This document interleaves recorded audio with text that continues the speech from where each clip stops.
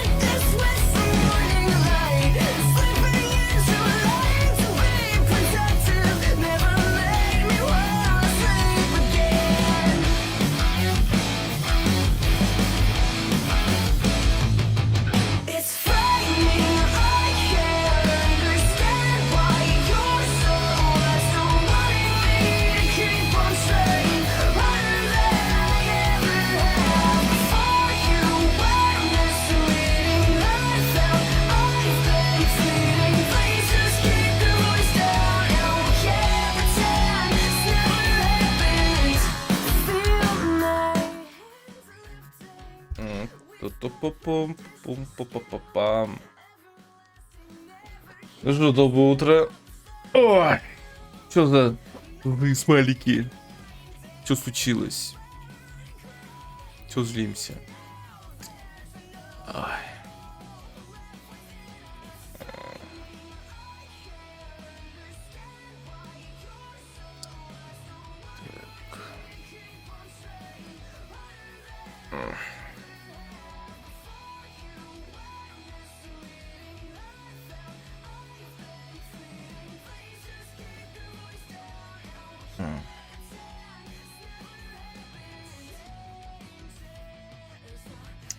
Так. На 4-м мы, да, остановились. Угу.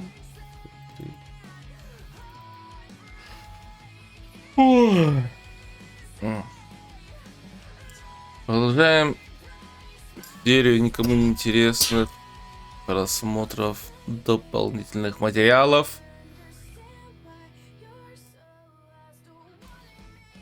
И мы остановились на интервью с Гарри, Роном и Гермионой из 4-го фильма. Последний материальчик. Тихо. Пушишки? Не знаю, как там пушишки. Игру я уже удалил. Увы и ах. Так, интервью. С ними все хорошо. У них есть кормушка бесконечная. Все. Так что не помрут с голоду.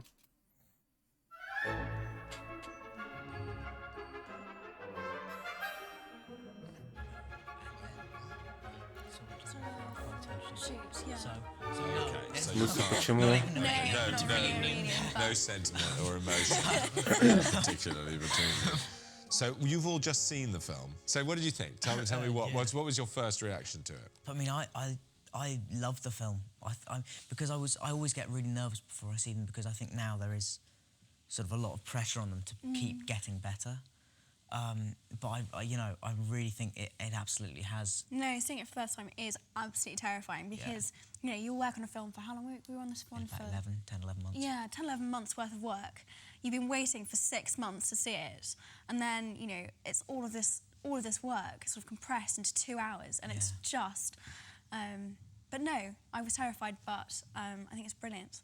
It was really good. I'm really excited about it. I loved it. It really was good. Yeah, were you scared? Чтобы они сказали, что им фильм не понравился, блин. Was causing all that trouble. Yeah, I'd never seen any of that, and that was a bit scary. Yeah. Where's the nose? That's what they kept saying. Yeah, because I mean, I hadn't seen. I had no idea what Voldemort was going to look like because I knew they were going to do something with Ralph's face, but I didn't actually know what it was going to be. So that came sort of a shock. But I mean, Was that true? You mean that wasn't how he looked when he acted? no, there was no makeup. That wasn't makeup. That's visual effects, and they had a series of orange dots all over his face, and you sort of think in your head, you think, oh, Ralph Fiennes with a lot of orange dots over his head. You think that would be funny, but it's still terrifying. Yeah. Because he sort of acts past them. The actors that I know, when they watch the film the first time, all they say is, "Where's that great bit that I did? What happened to that bit?" etc. Do you notice lots of bits that are gone? You do. You do sort of sit there and go, oh my God, where did that go? Where is it? It's not there anymore. But, I think the fourth one has such a huge sort of plot. There's enough for 3 films in itself, just purely in the one film that we have made, that they have to be lethal on what gets cut. But I do think, they've chosen the best bits and the bits that really need to be in there. When I was rewatching it, I was sort of going, you'd get to a certain scene and I was sort of reminded of a scene that was coming up and I'd be going, oh dear, I remember not liking what I had done in that bit, but it had been cut. So it's... Так, сейчас, секунду, у меня тут...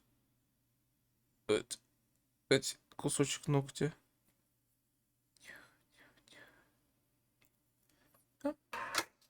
It was, so for me, editing was brilliant. I just want to ask a few questions about, as it were, life on the film. How long did the film take to make? How long were you? About a year, really. 10 месяцев, Do you like the 11. days where you know you're just going to be able to, as it were, potter along? You have to walk down the road, or do you like the ones where something exciting is going to happen? I suppose a mix. A healthy mix of those is good. If you have too many of the days when you're just doing nothing and sort of just walking along corridors, if it's too much of that, then you get to a big scene and you go, oh, I don't know what to do now. You sort of possibly get a bit complacent. But I mean, so a nice mix of the two is quite good. How much of the special effects of the final result do they let you see while you're standing in front of your blue screen or your man with yellow spots over his face? Oh no, you do. They have things called previses, basic kind of animation, and then you are shown a picture of what it is, and you sort of just imagine what it's going to be like, really. Because you've got to work out how scared your face should look, because if it's not going to be Yes. very scary, you don't want to look. Exactly, too scary. Is it ever actually scary? I mean, I've only been on the Harry Potter set once with my kids who were very little then, and it was in the forest, I think, in the first one, when you were stumbling through it, and they were terrified. That was quite a scary scene, though. I mean, You're getting a bit old to be frightened now, aren't you? Yeah, I hate spiders. And on the second film, there was the scene with the Aragog. Oh, yeah, the yeah, huge yeah. spider. I didn't really like that, but I sort of got used to it after a few takes. I wasn't in that last Voldemort scene, but I remember coming to the set. And I guess it's such a sort of, such a huge moment in comparison to the whole four films that have been made, sort of seeing Voldemort for the first time. So I think everyone was really nervous and really wanted it to be right and a really good scene. And I remember coming down to set, and the tension and the sort of quietness of the whole set was unlike any other set I've ever been on. You'd walk on and it just sort of really hit you that it was like, oh, okay, this is really serious. No. It was scary. It did look scary. I think Ray finds it pretty scary. Yes. Can I talk a bit about Mike and what it was like working with him? He's sort of famously a wonderful director with actors. I mean, did you feel he was taking you and Rom further than before? Yeah, definitely. Yeah, I really got on well with Mike. He was a bit crazy sometimes, but no, he's really funny, and he was really into the sort of the comedy as well, which I like. So I really enjoy working with Mike. But you've got your character sort of split in half in this film a bit, isn't it? Because still lots of good jokes and stupid costumes and things, but fundamentally you behave quite badly during the film, don't you? There's a long tantrum. Yeah, I think that's to do with, like, him growing up, and he's a bit more sort of teenage, a bit moody, and he has a few sort of fallouts with Harry. You know, we went when you said piss off. I know, yeah. That was it. Yeah, I know, yeah. That was a bit, I got really into all the arguing. I loved it. I thought it was really juicy. I thought it was great. I was about to say the big fight must have been a real pleasure. The shouting at him after the party. the worst That was dates in bad. the They world. deserved it. I mean, That presumably the director can't say to you now, like usually when you're fighting a mermaid, how would you behave? But in the ball, he actually can say, how would you behave if you saw someone you fancied coming down the stairs? Yeah, no, I think that was a really big part of working with Mike, is that he was very much about drawing from your own experience and about, it's not about acting, it's about really thinking about how well you and your character would respond to the situation. I think we did something in this one which we've really not, I'm not sure we've ever done it before, and any of the others really, is we put scenes in that weren't there in the book. So, I mean, for instance, I don't think the scene with Maggie teaching us to dance, No, which I found really funny. That was one of the, but there was that one in the scene with Alan Rickman hitting me and Rupert on the back of the head. That was Mike's. I think that was Mike's idea. Ну, эти две сцены, да, He классные. really got into that, He actually. did like that scene. I think Mike's Did main you? note Yes. during that scene was add more hits with the book. But so I think that's another great thing that Mike sort of brought to it. Yeah. Oh, well, and I love those scenes. Did you find yourself, when you all started, how many years ago was your first day shooting? Oh, it would be 4, 5? 4 or 5 years ago? It'd be five years in a 5 month. years, yeah. Presumably everybody was very nice to you and didn't expect that much because they were sort of guiding you in. I mean, is that changing now? Are you being made to feel you I think definitely. know more about it now? with Mike especially, I think we really felt challenged, pushed, trusted as well, which was, he really, we were really starting, he didn't treat us like kids. That I think there was a huge sort of, there was a bit of a bridge. But I mean, then we're not playing kids anymore. That's the thing, really. So we're not. I think that's its main thing is that we're not. We're all 5 years older than when we first started. So and people still do a lot of growing up in that time. Both. Yeah, you must presumably sometimes look at each other and say, "What are we? What are we doing here? What are we doing here No, again it is this quite time?" surreal. It's bizarre. That's what's great about working on the films is that there are really strange moments. Like, the other day, because I'm at Leavesden at the moment tutoring, and my English teacher and me we were sort of sitting by the window, and then outside we had this truck going by with tombstones piled sort of about 3 high going by. And the look on my English teacher's face, because he's not come to the... This was one of the first times he'd been to the set. The look on his face, I think he thought we were sort of murdering people and putting them in caskets and then driving them around the studios. So you do get these sort of wonderful, strange moments all the time on the film, which I find really entertaining. Talking about the other actors on the film, who do you feel is most like the character they play and who least like the character they play? Хороший вопрос. Alan. Rupert, what do you think? Is it open, laughing, light-hearted bloke, nothing like Snape at all? Alan, yeah, he's a good laugh. Yeah, he's dry sense of humour, which is quite funny. But no, he's not evil. Or anything. He's not evil, no. He is scary, though. Can I just add that in? There is definitely He's a bit scary. It's more in the voice, though, because he has got quite an amazing voice. An amazing, slightly intimidating voice. sort of sounding voice. I think I'd have to say the person who's most like the character is probably Michael Gambon, because he is very eccentric in a fantastic way. He's completely individual, which is, I think, the greatest compliment anybody can be paid. And he really, really is, and he's brilliant. And I think probably the least like would be Brendan, being mad and moody. Oh, yeah. Because he's got actually quite... He probably won't thank me for saying this, but he's got quite a high, girlish laugh. Which so isn't like Moody in any way. I mean, but he's great. He's really, really nice guy. Cho Chang. Let's talk about her. She was a new arrival. Yes. No, it was great. Did love flower on the steps? No, not really. I mean, she's great. She's really, really, really cool and beautiful, as you've seen, because you've seen the film. But no, it didn't. I think. Did she have a boyfriend? I'm not sure. But no, it was great. I love doing all that stuff because it's sort of also, again, because it's so important in the 5th as well, in terms of, because that's like the moment that I think everyone's sort of waiting for, is the sort of Harry's first kiss. And I'm quite excited. I know I'll be really, really nervous, but it's great because, you know, Katie's beautiful and I don't even have to make an effort to try and make her fancy me, because she has to kiss me because it's in the script. Yes, so that's one of the bonuses of being Harry. God, the idea of kissing someone on screen is terrifying. Do you not find that really scary? No, I think that's... as I said, I'm quite looking forward to it. And you two had some practice with the hug. How many times did you have to do that? Oh, yeah, on the first or the second. It was one. Well, I meant the one that followed, the one in the... There was a huge hug, which Miranda photographs, doesn't she? Oh, yeah. Oh, yes. Yeah. Yeah, we did. No, you're right. Because also we had to do that because it's got to be a moving photograph, so they had to film it. So they had to film me and Emma hugging and then go back. Yeah. And hug. And so we had to do it about 6 times. Which was quite funny. Yeah. But no, immediately when you said that, I shot straight back to the first film when I had to run down the Great Hall and hug Dan. And it seems like nothing. I made a huge deal of it. I was so mortified. For me, hugging a guy... Oh. Мальчишку. Well, no, Well, no, at least you said a guy, not that. At least you said not that guy. Not Dan in particular. But no, in front of everyone in the Great Hall, I was mortified.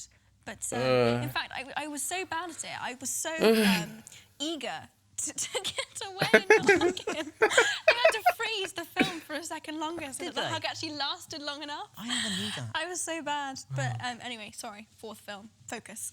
Okay. No. Well, it's okay. So, but that's all not so tricky. That's not so tricky. Not anymore. Not anymore. Not anymore. It's all good. If you could, let's take a port key. I'm sure your fans will be eager to know this. If we could port key you into anybody's house, Right. who are you a fan of? Who would you most like to spend? Because you'll probably get to meet them. Who would you most like to meet? I don't know. I've recently got quite into golf. I've been playing that for a couple of years. Probably Tiger Woods, probably. Is that right? You know he'd beat you. Yeah, he probably would, yeah. Well, Rupert's really good, actually. I've never actually seen, but I have heard that Rupert is very, very good. Probably not. Can you practice at Leavesden? Yeah, they built a little driving range. No. Yeah. Just for you? Well, no, some of the crew play golf as well.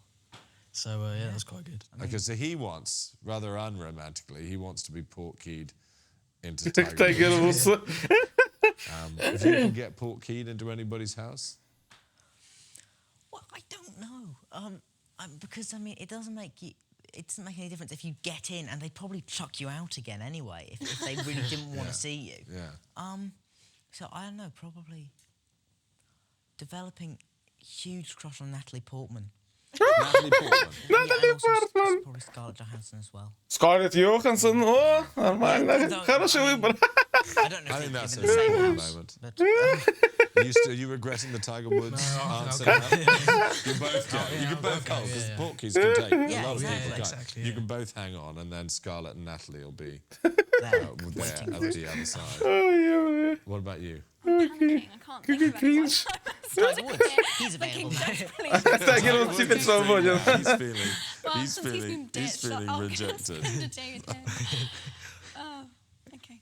What's the maddest thing anyone's ever written to you? There was one, because there's a massive Harry Potter fan base in Japan, and they are amazing. The letters I get from Japan are absolutely just fantastic. Just the presentation Yeah, is I was sort about of, to say, they're Ah. always beautiful. I mean, beautifully written. handwritten, but they could be typed. It's Yeah. so precise. But there was a question I got asked once, and it was just a sort of, I would never think of myself as the person to ask for this, which was, is it true that slugs are bigger in Britain? No. Yeah. Fantastic. Which is great, but I just don't quite understand why it was me that got asked. But Did you write back? Oh and yeah, say no, yes, always write back. they're huge? What I didn't. You see, the thing is, I have no frame of reference because I don't know what Japanese slugs are like. Yeah. And by the way, when you read the press, does the press tell the truth about you guys? Do you ever read stuff about you that isn't true? Oh no, someone thought I was going to be an Oompa Loompa in the next Charlie and the Chocolate Factory. Right, the next one. Well, yeah, I don't know. And you haven't had any conversations on this? No, I don't think so. Okay, go on. Glad we've been able to crush that viciously. I don't actually read any of them, but I did once hear that I had grown something like 8 inches in a fortnight or something in height, and they had a picture of me that my friend showed me, which was, they had a picture of me standing and this massive tape measure next to me to try and to fake how much I'd grown, which is not, so that was probably the only thing that I've ever really heard about. If you had to make one distinction between the character you play and who you are, what would you like people to be most confident of? You cooler than Ron? Definitely, yeah. Да, я Want to разочарована. reassure people you wouldn't have worn that coat? No, yeah. I like to think I'm a bit braver than him, because he can be a bit of a wimp sometimes, and I don't know, I always felt I could sort of relate to him in some ways anyway, like, obviously we both got ginger hair and big families, so... Yeah, ginger hair and big families. Yeah, that's us, yeah. What about you? Anything you want to reassure people? I think, like most people, I wouldn't say I am as brave as Harry is, really, sort of in contrast sort of to what Rupert said. I don't think I am actually as brave as Harry is. I think few people sort of are, really, because I think he's... And I'm obviously, you know, I'm not as troubled as Harry, because, you know, I didn't lose my parents at age 1, I think it was, or something like that. So it was, yeah, I think that's probably the main thing. And what about you? You're presumably incredibly clever. No, no, not as clever as she is. Anyway, she's, you know, in a bit of a league of her own. But no, probably, well, hopefully, I'm not going to get any support from these two, but hopefully less annoying. She's quite... Меньше зануда. Don't worry. There you go. No, there is a bit of support there. But no, she's quite wound up, Hermione. She's really, you know, what's the word? She's Uptight? Yeah, she's uptight. She's uptight. Yeah, that's exactly it. Thank you, Dan. She's so sort of eager and you know, which is great. But probably I'm a little bit more chilled out. You know, a little bit more relaxed. But yeah, no. Well, look, last question, just from each of you. Ever have any moments when you think, I wish I hadn't got on this roller coaster? No, it's never really changed my life, really. I get recognised a little bit. Немного известности. Yeah, I sort of stand out a bit. But other than that, nothing's really. Is there a changed traditional much. reaction? Is there one thing people yell at you in the street? Which people watching this DVD will now know not to do? Well, not really. They're just always pretty positive about the film and that. I get called Ron most of the time. Yeah. But you can expect that. I think like everything, there'll always be moments. I think that's just life generally. But I think if anyone asked me, you know, if you could turn back time and you would either go to the audition or you wouldn't, there'd be absolutely no way I wouldn't go. You know, I'd never. Да кто же откажется-то, конечно.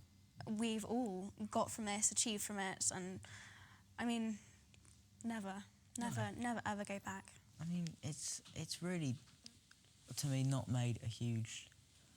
It really hasn't made a big difference. Yeah, I get recognised, but I mean it's not like people are coming up to me and throwing bricks or anything. You know, they're always so positive and complimentary that it's not a big deal at all. You know, I mean, there's never any question that I would not want to do this, because also what's great about it is that I sort of, it's really helped me with sort of confidence in terms of doing the films.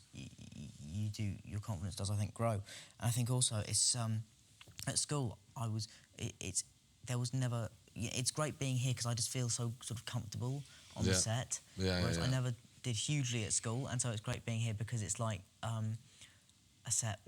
place where I really love. Right, it sort of is your place. It's become that. Yeah, exactly. I'm sort of interested in everything that's going on, really, whereas I never really was at school. Yeah, I think we've gained so much from it. From, you know, three people of our age who obviously love acting. Harry Potter's given us this amazing chance to break into an industry which is really difficult to get into. We've had the chance to travel. We've worked with the best British actors and actresses. I mean, I think we've pretty much got everyone in there now. I mean, I don't know who's sort of left. We've done so well. Well, I think you're absolutely brilliant, the three of you. Happy and sane. And you know, it's been an absolute joy talking to you. Thank you very much. Thank you for talking to us. 5 contest winners were flown to London for a once-in-a-lifetime opportunity to meet. Что? У них там был какой-то розыгрыш? And you know, it's been an absolute joy. Ну-ка, это интересно. Так, вот. 5 победителей конкурса летели в Лондон. For a once-in-a-lifetime opportunity to meet the cast of Harry Potter and the Goblet of Fire. 5, и такая толпа, блядь, идет. It's going to be an event to remember. I'm very excited to meet the cast. It's just unbelievable. The winners got the opportunity to interview Daniel.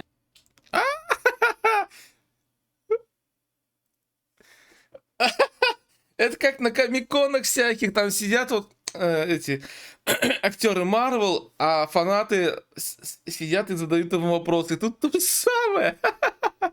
Ой, господи. Emma and Rupert and asked the burning questions that they personally wanted to know about. Ну-ка. Well, we're here with 5. Так. 5 победителей конкурса. Угу.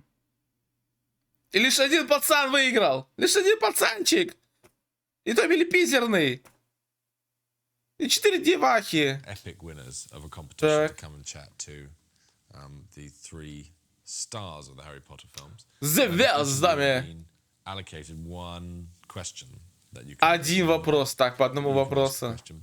All right, Lauren, you come least far. Yeah. Because you live in the UK. Do you want to slam in with your first question? Hi, my question is, who do you admire among the characters from Harry Potter and the Goblet of Fire? I suppose Dumbledore. I mean, it's obviously the one that they're really in awe of. He's just this immensely powerful, magical man who also manages to be sort of funny and real and kind-hearted, and so yeah, Dumbledore, I'd say. One vote for Dumbledore. Один голос за Dumbledore. Okay. Root, you have a go on. You can say yourself. He basically You can say yourself. Yeah.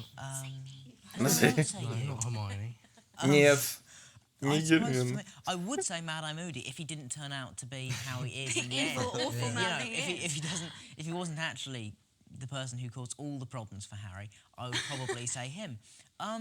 It's actually really. I mean, I still really admire Sirius, but see, he's not in this one as much. So, Roop, any suggestions? Hagrid. He's a nice yes. guy. Хагрид, о, точно, Хагрид. He's really cool, and I also like him because he's so. So in this one, he's incredibly flirty with Madame Maxime, and that's just a real. That's very sweet. It's so sweet. Yeah, watch out for that. Yes. Good. So yes, that's my very feeble answer to your very Okay, good so question. Hagrid. Rupert, over to you. You're gonna. Great. Yeah, I like Hagrid, I think. I'm right. Yeah, no, I think. Всё, примазался к Хагриду. Yes, and you were wrong, even though you gave a Dumbledore much more obviously doesn't articulate win. answer than any of us. Okay, we'll just do a follow-on question, so we don't have an agreement. Who do you think is the horridest character, the one you least admire? Probably Snape, actually. Though actually, he's not that bad. Voldemort probably. He's the worst. Yeah, let's be honest. Yeah, Voldemort. Connor, Hello. you're on next. I'm Connor. I'm from Atlanta, Georgia, and my question is, what was your favorite childhood book or series? Чел из США в Лондон прилетел для того, чтобы поболтать с актерами. Ядрён у вас. Сколько зарабатываете? Да-да-да. Tricky. I remember. Что же? Connor. I'm from Atlanta, Так, какой Georgia, вопрос? and my question is, what was your favorite Какая книга и childhood всё? book or series? Tricky. I remember reading a book called Holes by Louis Sacca, which I remember as a kid I loved. It really sort of captured my imagination because it was sort of more than just a kid's book because there was a real element of mystery to it and you couldn't see where it was going. So I suppose that in terms of kids' book would probably be my favourite. Reap, shall we go next? Yeah, when I was sort of younger, I'd never really. There wasn't many books I could really sort of get into. I was more of a TV person, I suppose. I suppose the Harry Potter books, I sort of really got into them. So yeah, probably them. I think my dad must have read to me every Roald Dahl book that's been written. When I was younger, I used to love Roald Dahl books. But probably more recently than that, I loved Philip Pullman, his Dark Materials. I just love that series.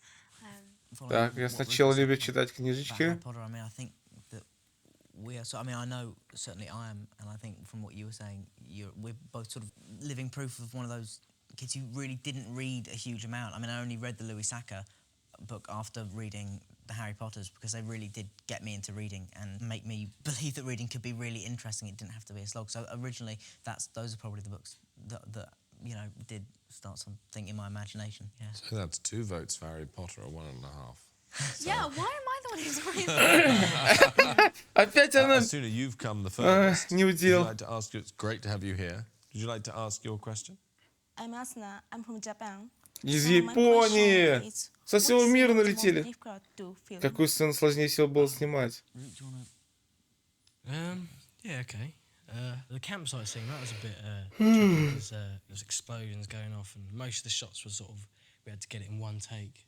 I suppose for me it was probably the climax of this film, which is with Voldemort. I mean, it was just testing because it was the hardest thing that I've ever had to act. Really, I've never had to do something of that level in terms of the challenge it presented before. So that was probably the hardest for me. Yeah, I'm going to side with Rupert on this one, actually. The most difficult scene for me was the campsite as well. I mean, it was a really difficult scene to choreograph because quite difficult to choreograph chaos, actually. Didn't Что someone... фанфики? I was either you or me kept tripping up. No, over that this was one. me. Actually, Right, okay. I fell over about 4 times in a row on the same thing. You'd think that if you tripped over it once, then you'd think, right, I'm not going to do that again. I definitely... Yeah. 3 times in a row, every single take, flat on my back. But anyway...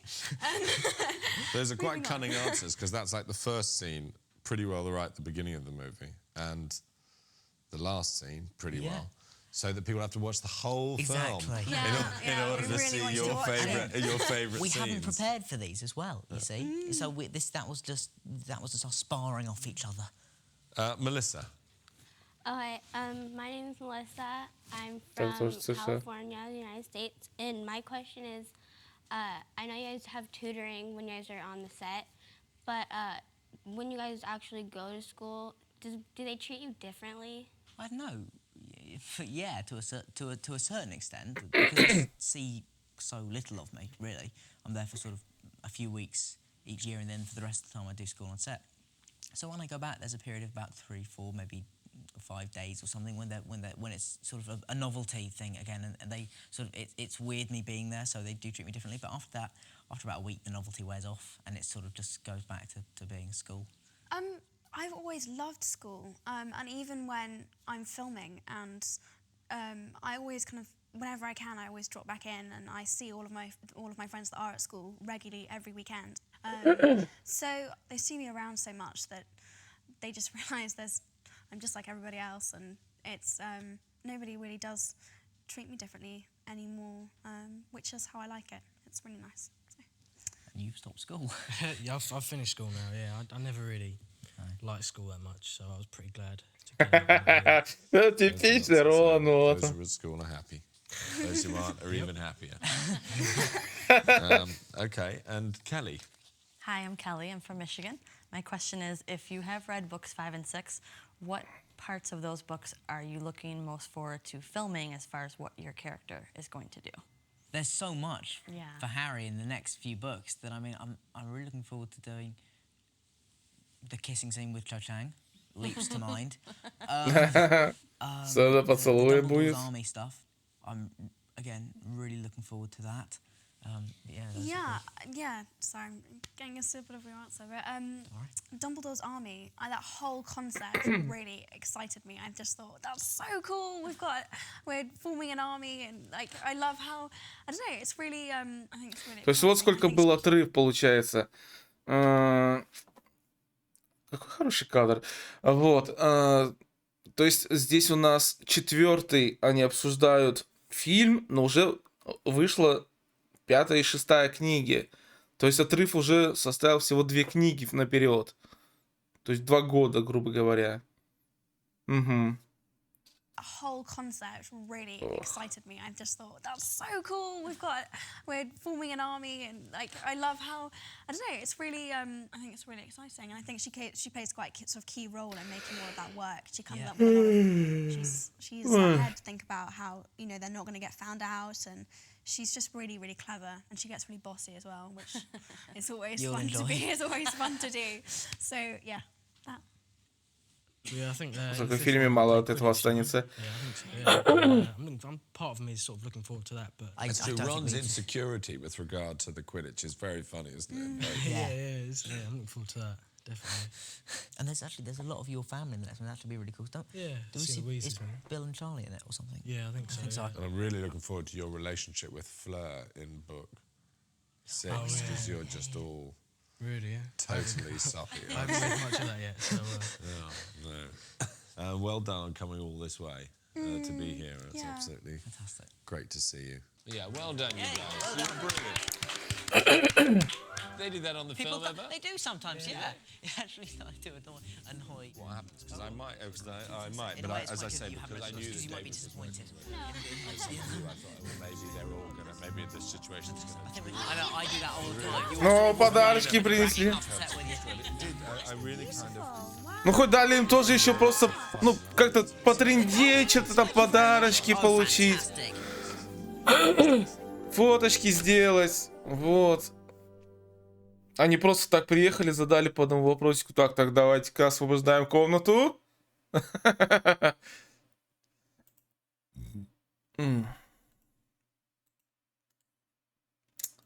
Что ж, плавно перемещаемся. Да что ж такое. К пятому фильму. Давайте начнем с коротенького. Ну, прикольно, что устраивался какой-то такой конкурс, где можно было пообщаться с актерами, и, на удивление, он распространялся на какой-то большой уж, круг. Так. Понял. Вот. То есть тут люди у нас и из США, из Японии. Кстати, большинство из США и оказались. Так. Гарри Поттер и Магия монтажа. Какое-то видео про видеомонтаж 5-го фильма. Как раз таки Орден Феникса. Yep, good. And action. Где у нас и будет отряд Дамблдора. No, no, no, that's not right at all. Let's try something with more energy. And action. И опять новый актер.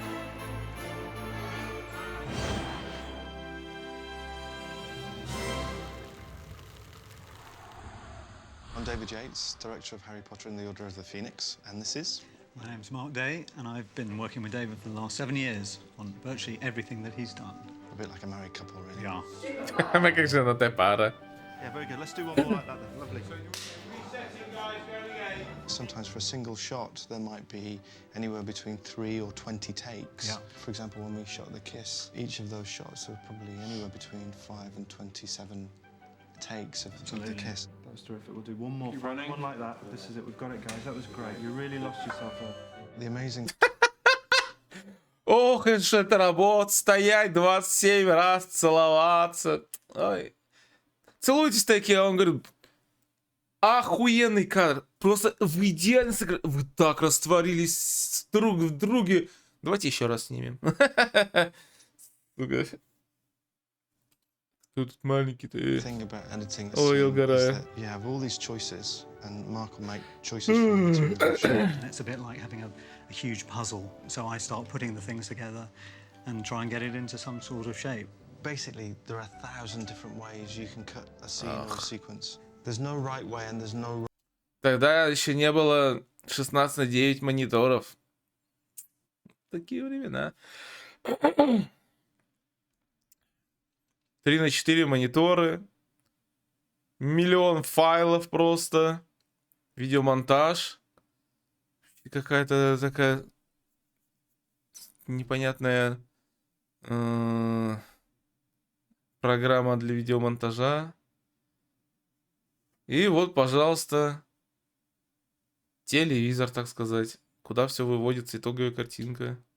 wrong way, and we spend our days experimenting and exploring, and there's a very curious thing. You get to a point with a scene, whereas if you fast forward it at some speed, it suddenly feels like it's suddenly settled at a certain rhythm. You always feel it in your tummy when you've got to a point where you think it's poised and it's ready and it's working. Now let's look at a scene from the film and see how different camera angles can affect the tension. First, the scene in a wide shot. The audience is removed from the action, but the context of the scene is established. Then the same scene using close-up shots. There's more tension since we're closer to the action. We'll get a chance to play with this scene later. But first, let's look at some of the important elements in creating a scene. Так, музыка. Music creates mood and atmosphere and expresses the tone of the story. So it's a very good way of describing the emotion and drama of a scene. But you can also use music by going against the emotion of the scene and putting something on that counterpoints it slightly. For example, Professor Umbridge strolling around the school, assessing everybody. It's quite a comedic sequence, and yet there's a very dark edge underneath it, and that sort of jauntiness. It starts off jaunty and then goes into a dark place, doesn't it? Yeah. Now, let's look at the Professor Umbridge scene. First, with the music as it appears in the film. And then, with more extreme music choices. Notice how the scene can be dark, or even ironic, depending on the mood created by the music. So when you put music onto your sequence, it's probably worth trying several different radical approaches. You should just experiment, I think, because that'll teach you a lot about what music does to a sequence. Visual effects in these films are obviously a key component, a huge part of them. Normally what you do is you edit a movie right the way through before you show anybody. Exactly.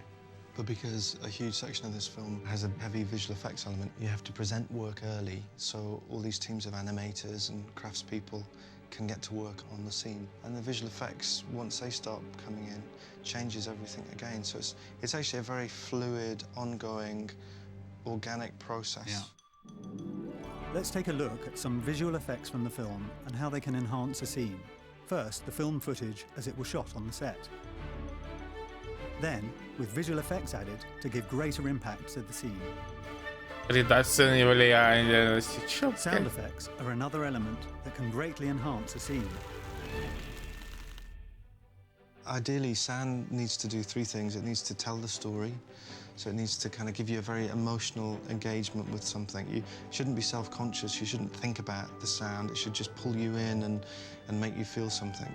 In the scene that you'll see where Neville kind of tries out his wand effects and gets disarmed by the Death Eater dummy, when I put the sequence together, I get some good wand effects, which kind of really helped me make the cuts work. It's amazing how, without sound, the scene doesn't work nearly as well. But when you put the sound effects of the wand going down, do you remember when I put those on? It really helped. It just brings the whole scene together, doesn't it? It's kind of bizarre. Sound's a wonderful thing. Oh yeah, absolutely. And sound actually tends to quicken things up a wee bit. Yeah. Now let's take a look at that scene with Neville. First, without sound effects. Expelliarmus! And then, with the sound effects added. Expelliarmus! Notice how the visual effect becomes much more exciting when the sound effect is added. Now you've seen what we've done, you will be given the opportunity to try it out yourself by using different angles, possibly, and by using different music and different effects. Вот так вот. Всякие достаточно очевидные вещи поговорили. Ой, спецэффекты, с ними все хорошо. Ой, с музыкой, со звуком все еще лучше. Господи, да что вы говорите. Было просто интересно, самое главное интересно было посмотреть, как это все монтируется, типа, и все. Так, дальше. Дополнительные сцены, вырезанные из фильма. Мы рады снова приветствовать профессора Грабли-Дёрк. Она будет преподавать уход за магическими существами, пока профессор Хагрид находится в отпуске. Мы также приветствуем нашего нового преподавателя защиты от темных сил, профессор Долорес Амбридж. Уверен, вы все вместе со мной пожелаете профессору удачи. Как обычно, наш смотритель мистер Филч просил напомнить вам... Благодарю вас, директор, за ваши добрые слова приветствия. И как приятно видеть ваши умные, счастливые лица, улыбающиеся мне. Я уверена, мы с вами станем очень хорошими друзьями. Наше министерство магии... Я вижу ниточки, на которых плавают свечи. Волшебников и волшебниц сделан чрезвычайной важности. Такая Наша сцена. задача передавать вам древнейшие знания предков и следить, чтобы вы не растратили их впустую. Хотя каждый директор привносил что-то новое в руководство этой старинной школой, прогресс только ради прогресса поощрять нам Что он творит вообще? необходимо равновесие между старым и новым, между постоянством и переменами, между традицией и новаторством. Давайте совершенствовать то, что можно усовершенствовать, беречь то, что необходимо беречь. И тарелку на себя.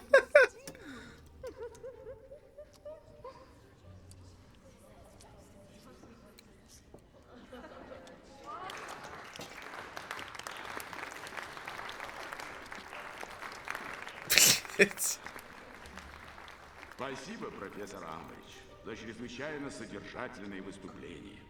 Как я уже говорил, мистер Филч просил меня напомнить вам, что волшебство в коридорах во время перерыва между занятиями запрещено.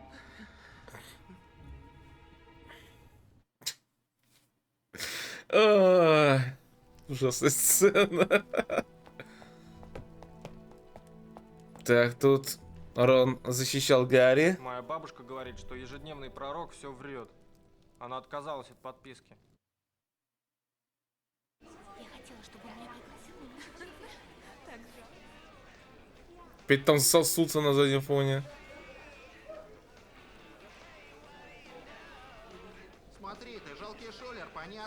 Я не обманывал. О нет, ты не обманывал. Да какая разница? Ну-ка, дашь мне, Симус? О, да. Класс. Смотри, он шулер. А чё, ну такая сцена показывает просто как там живут. Важнейший инструмент предсказателя, ибо внутреннее зрение видит то, к чему внешний мир. С картинкой.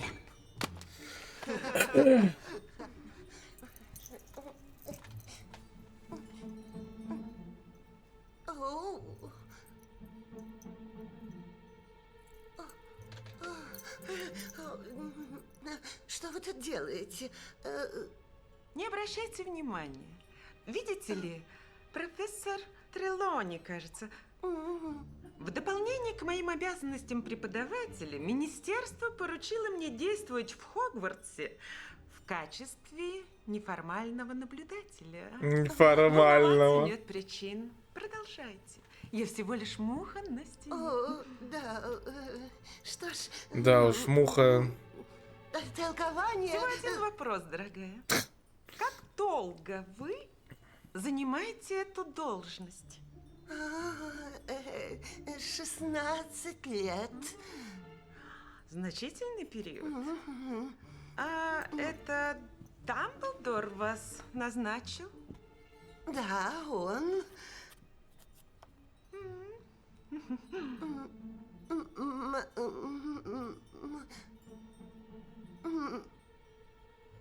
Толкование. Еще одна вещь, если не сложно. Не могли бы вы предсказать мне что-нибудь? Простите. Предскажите что-нибудь. Вас не должен удивлять мой вопрос. Вы должны были его предвидеть.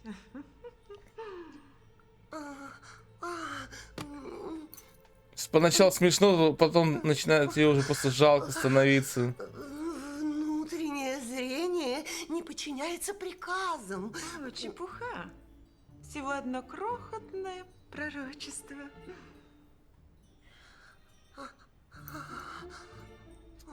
Ну?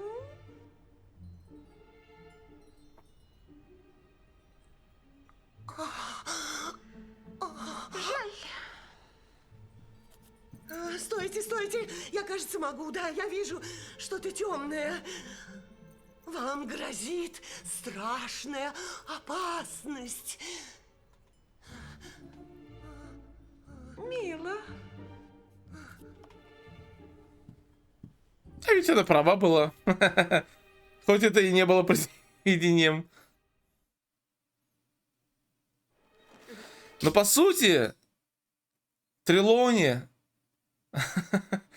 за свои 16 лет эти, блин, она сделала только 2 правильных пророчества. Все.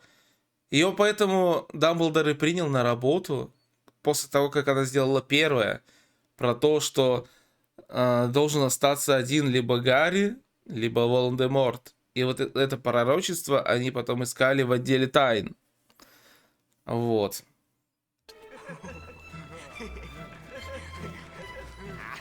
Так, шпыняют мелкого.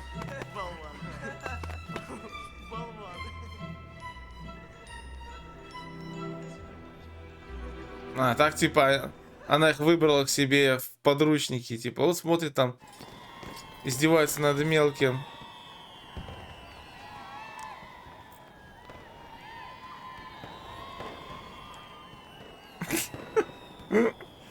Пойдем. Ты Максим волос нюхает.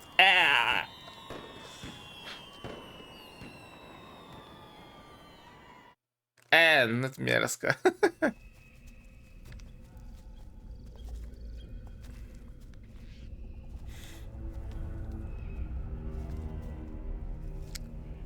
Ну?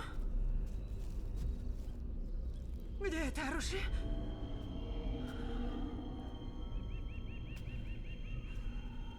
Никакого оружия нет. Вы пытались обмануть меня.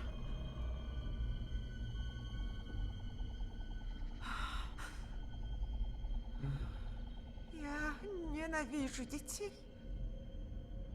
Вы в высшей степени Непокорные существа.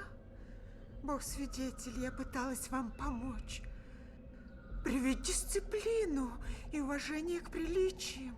Я сделала все, что могла, чтобы навести порядок. И все же на меня постоянно обрушивается хаос. Смотрите, что Слышны такие легкие такие топ. Топ. Я больше не могу, но я должна. Авторитет необходимо поддерживать. И иногда цель оправдывает средства. Я уверена, никто не сможет обвинить меня. И если мне выпало наводить порядок, восстанавливать разрушенное, то да будет так. Ну, тут более расширенный ее Ради высшего монолог. блага я сделаю то, что надо сделать.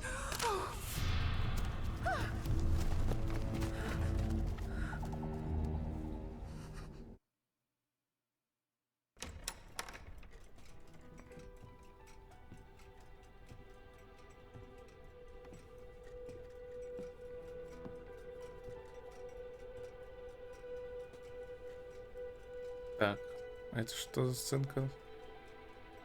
Так, меч Гриффиндора, кабинет Дамблдора, окей. Шляпа.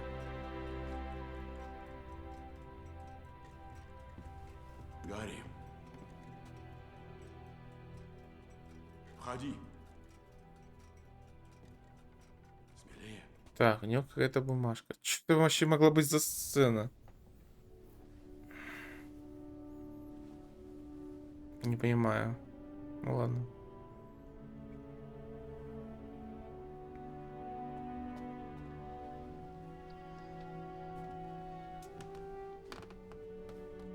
Пир сейчас начнется. Спасибо, Рон. У меня сейчас нет настроения. Знаешь, я тоже не очень голоден. Нет, ты иди. Честное слово, я обойдусь.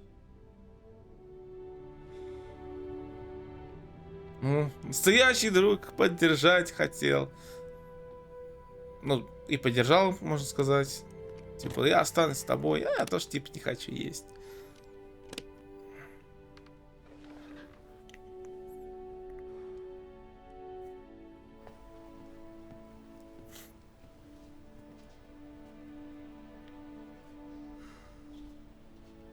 Гермиона с рукой перемотаны. Чё какие-то вы все закоцанные?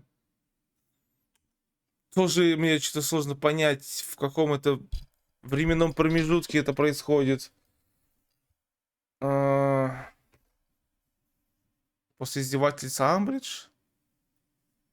Да они какие-то уж больно покоцанные, как будто они уже после министерства.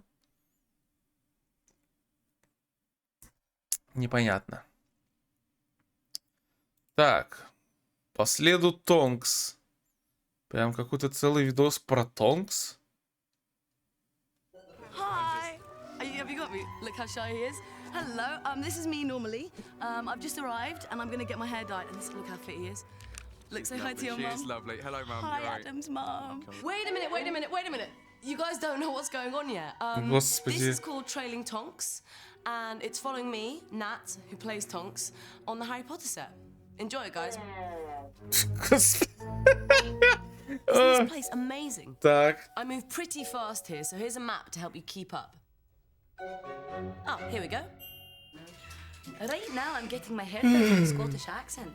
How long does it take? This takes about half an hour, and the makeup takes about, I don't know, how long does it take, Jan? Like half an hour as well? Yes, maybe 40 minutes sometimes, yes.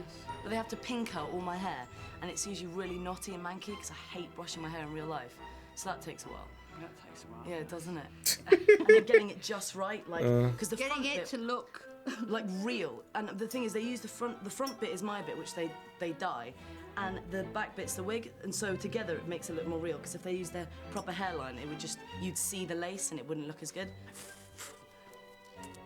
Have we finished, Jan? Are we nearly finished? What should we do next? Неспокойная девчонка. I think they're filming over there. Oh, there's two of my mates doing audio. Let's go babble. Так, саунд.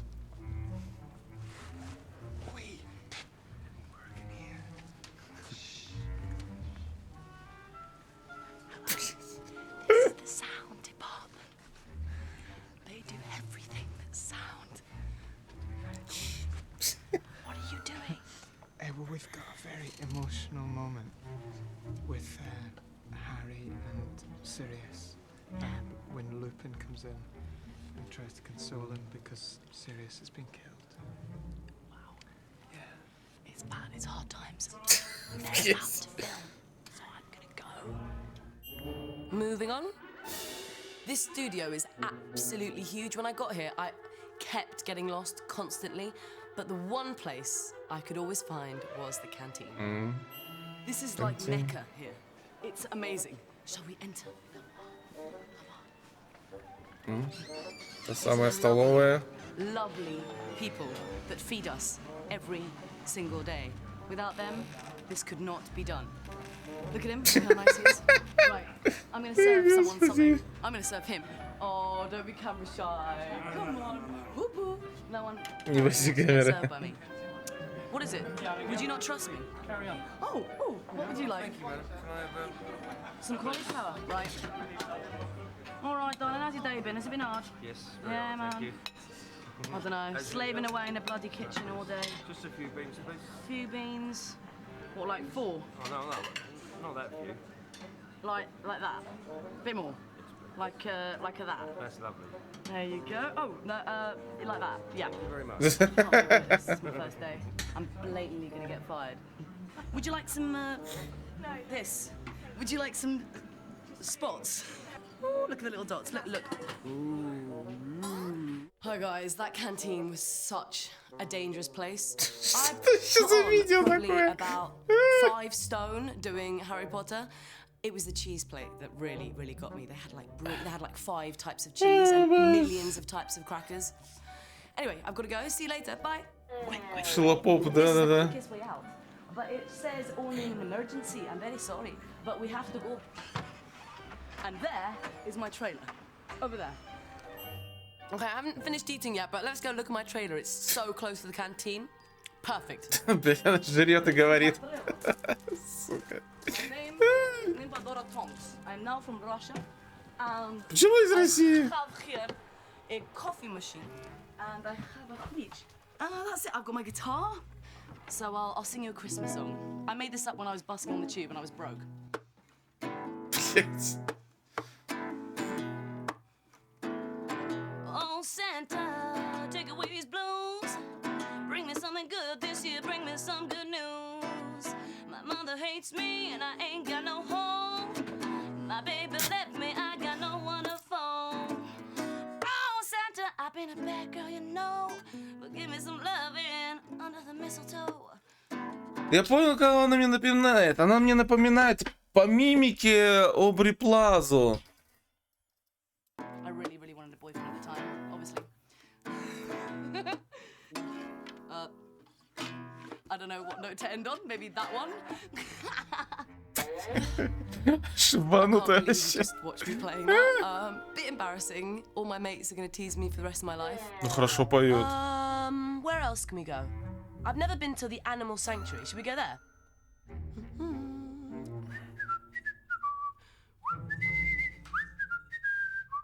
I wish I had a dog whistle. Oh, here we go. Ведь они ведь все спецэффекты сделали, карту. This is a monkey who plays Fang. Hello, monkey. Who plays Fang? Look how much skin it's got. Клык. It's just amazing. It's like, oh, look at that face. Hello. Hello. It's so cute. Oh, it's so big, and it's 3, right? He's 3 years old, yeah. I got him when he was about 8 months. He came from a rescue. Was it in all of them? Was it in all of them? No, he's actually been in the last 2, so hopefully he'll do the next one and then I'll retire him so he can just run around and play. Chill out. На пенсию. Вот так вот. 4 года снялся и все. Даже не 4, если ему 3 года. То есть 3 года он отснимается и все. How enormous was that dog? It's like a horse, more than a dog. How cute is that? What else should we see? Who's that over there? Чистый. Maybe we should investigate. Metal Shop, блядь. Hey, look, it's Matt and Alfie playing cricket. I think Поле we для should крикета, actually be at господи. school. How are you guys doing? What are you up to? Невил. Me and Alfie got training with the stunt guys at lunchtime. But I hurt my foot last night. so I'm not trained today. Do you always train at lunch? I sometimes do homework I should have done the night before, which I should actually be doing now. I've got some in for one of the tutors, which I haven't done. I'll get it done though, don't worry. Я сделаю. Me, I'm not your mum. Whoa, it's a good thing you guys are practicing. Haven't been doing much exercise recently, actually. Been slacking off on the training, so. It's true. Even a quick couple of minutes playing cricket. It's a hot day, and you know. Yeah, in our excuse, I think we're making excuses. I think we're pitifully unfair. It is hot out here. Let's get back inside. All right, where should we head to next? Oh, here's the bikes. Let me tell you about these. Hello. These are loads of bikes that everyone rides around in because it takes so long to get everywhere. We get buggies. How cute are the Harry Potter bikes? Hopefully next year when I do the next film, I'll get one with my name written on it too. And right, I want to show you something else now. So, are you gonna come with me? Come on. This is gonna be a real treat. We're gonna head to the art. Еще в комнату со спецэффектами не зашла. О, декорации, тоже хорошая комната. Oh, here we go. Hello, I'm Alex. Hello, nice to meet you. I'm the props art director. Did you do all of this? Well, Dobby. these guys are in Grimmauld Place, so the creatures department did these. They're amazing. They're geniuses. And the broom's over there. Да, это очень странное видео. Introduced to your broom. Они вроде как и знакомят нас с разными, типа, о, метла. С разными аспектами производства фильма и типа внутряночки, но через кринжатину. Titanium pole inside there that we stuck it onto, and then we waxed it and polished it up. But we really like the sort of magical quality of this. It matches your hair. Yeah, there is bits of purple. Small shades. Пурпурная, да. I love my broom. It's completely like Tonks. What's in here? Oh, there's Martin Foley. Let's see what he's doing. Here we are in the art department. This is Martin. Hi. And Martin is going to tell me something about this, like what all this is. Okay, what these are, white car models. We use these to show the director and all the crew what we're going to build. Oh. Part of the Ministry of Magic. Shoot. This is the actual scale model of what we built down on the stage. So what else have we got here? More. Let's see more. Sorry, Gary, this is Nat. Hello. Gary, Nice to meet you, Gary. So, what are you doing? What's in there? In here? It's quite messy. It's my area. Oh, it's not messy at all. It looks very tidy. Wow, So- did you draw all this? Yes, for this film we're using Hogsmeade Village quite a lot. And although we saw it briefly in film number 3, on this film we see the kids walk through the village, so we need the whole extent of the village. So from that original concept sketch we then make, the white card model. Они клеят вот просто... Господи, меня заусенец запарил. Так, секунду. Не могу!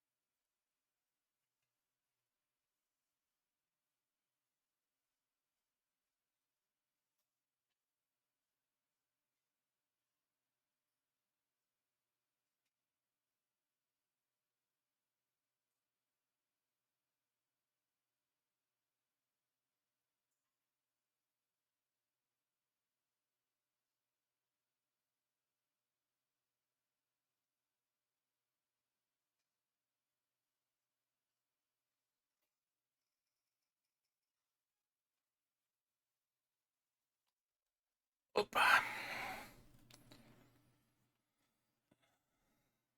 То есть они вручную клеили просто вот такие огромные макеты с бумаги. Ужас, просто жесть. Where would you like to little live? Dutch houses. Some Like of the them. front, like the architecture. Yes, I those love ones it. are. How amazing are the Harry Potter artists? All the detail. I mean, it's just incredible. I, on the other hand, failed art when I was 15. Where did Martin go? How did I get lost so easily? Martin! Oh, here he is, and he's with someone I don't know. Так, графический дизайн. And Eduardo, they basically do all the graphics in all the Harry Potter films. everything from the Daily Profits to all the school books to the sweet wrappers. In fact, Can I show them this? yeah. This is this amazing map. Карта мародеров. Okay, look, just it's amazing. It's like a magic secret thing. And look, if you look really close, there's real stairs in the map. And it goes all the way down into the Room of Doom. I really wish I'd been given a Marauders map at the beginning of Harry Potter. The place is so huge. I still got lost at the end trying to find the set, and then I was late all the time. What's this? Oh, lips. Well, they won't let me play with their toys anymore, so let's see if we can find some more toys. О, сделал графики. Let's take a peek. Hello, what's your name? Okay, it's Mark Bullymore. Hello, Mark Bullymore. This is the special effects department. And this where you make these? We do. Look at that, look at that. Look how cool that is. That's from the first О, one, isn't it? дверь крутая. It's so cool. I mean, it just, wow. Oh, I'm not going to touch it. Have I broken anything? No, you haven't. No. Okay. Just come on the flights. So many wires. There's millions everywhere. It's quite dangerous territory, isn't it, if you don't know what you're doing? And we've got battery operated ones, but this is just the prophecy they're looking for. Can I mount it? Is it if I... No, don't. Okay. I will hold it very still. Ooh. I have power. Шарик с предсказанием. Whoa. Wow. Okay. I think this is the coolest machine ever. My fingernails are horrible. Oh my god. Oh. Right, that's enough Это of всё? my nails. Now, what else do I have to do? Oh, I nearly forgot. I've got one fight training session. Want to come along? No, I think it's this way. Hello. Hello. How are you? I'm very well. How are you? How are you? Who are you? I'm Nat. I'm Paul. You have to learn this wand process. Yes. A preparatory position for the delivery of a spell can be this position above the head. Okay, so when you deliver it from here, make sure that the wand comes into the Чё, тебе жвачка не and мешает? then retract it back. Just blow him away. Blow that man? Yeah, man. Right. Exactly.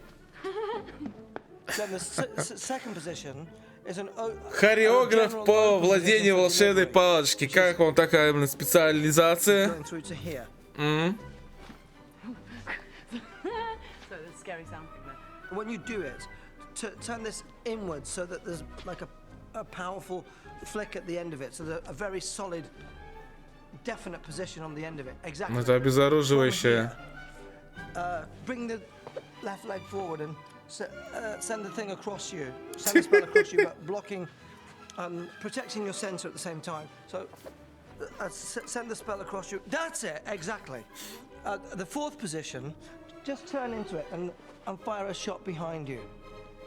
But you just shot the ground. Ah, yes. Remember what's coming out at the end of the wand. Okay, so just blow that scaffolding away. And 1, 2, 3, 4. Oh, I haven't shown you that one yet. Oh, good, you did it. Запуталась уже. With a coat. Yeah. Those are the 5 positions that we're using for attacking and for firing spells at an opponent. Okay. Those are the 5 that you need. So keep working on them. Get them really clean, get the form and technique good, and then adapt it for the style of your character. Perfect. And next week your apprentice will beat the lag. Master. That's it. Perfect. Thank you, Nat. Thank you very much. I love wand training. It's very cool learning how to fight. Alright, where should we head to? Не буду я ничего учиться, я тут кайфую сижу, ничего не знаю. What's going on over here? Man, this Бахилах! is such a busy set today. Господи. Oh look, there's Dan. Все бахилах.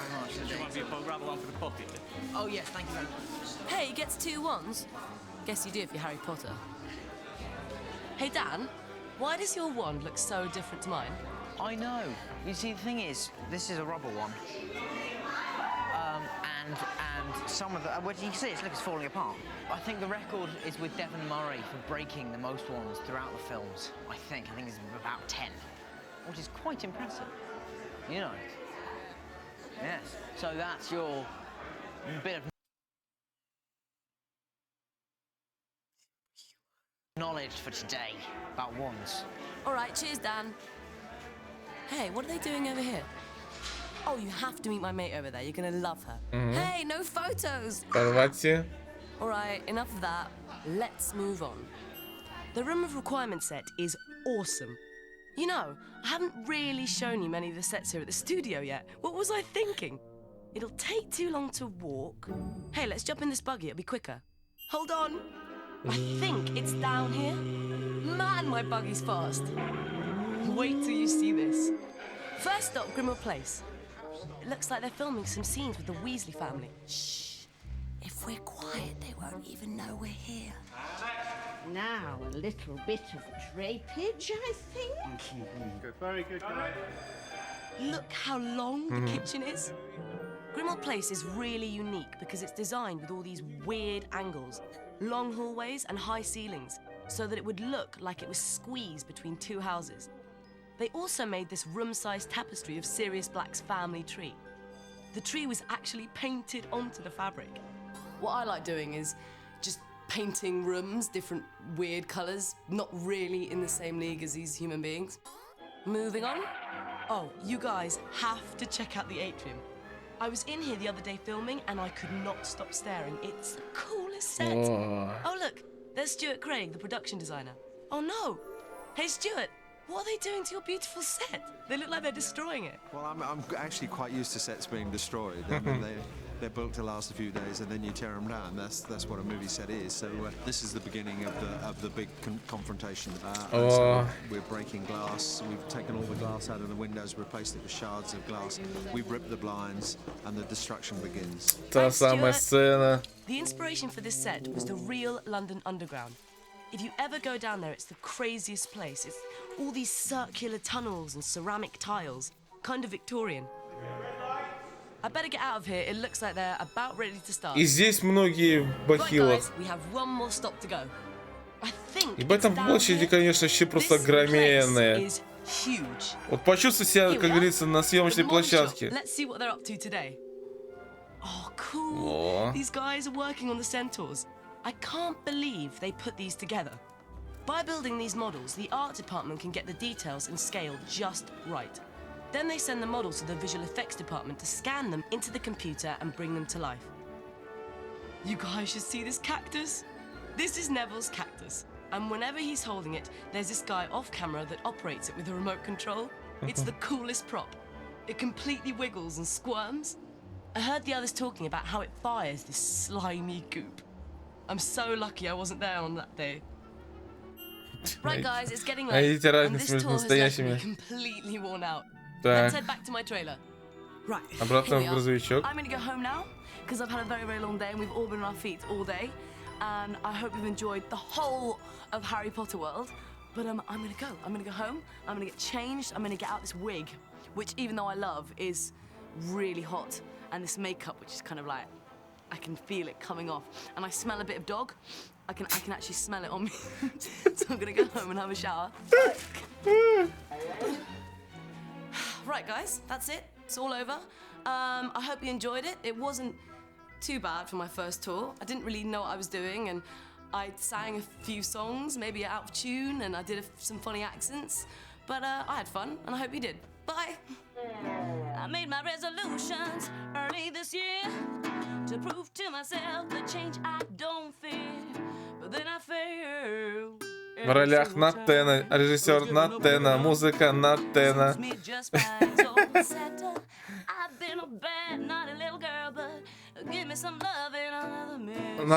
Брат Наты. Это был ее реальный брат. Блять. Ай, господи, что это было вообще? Это и правда был самый странный вид.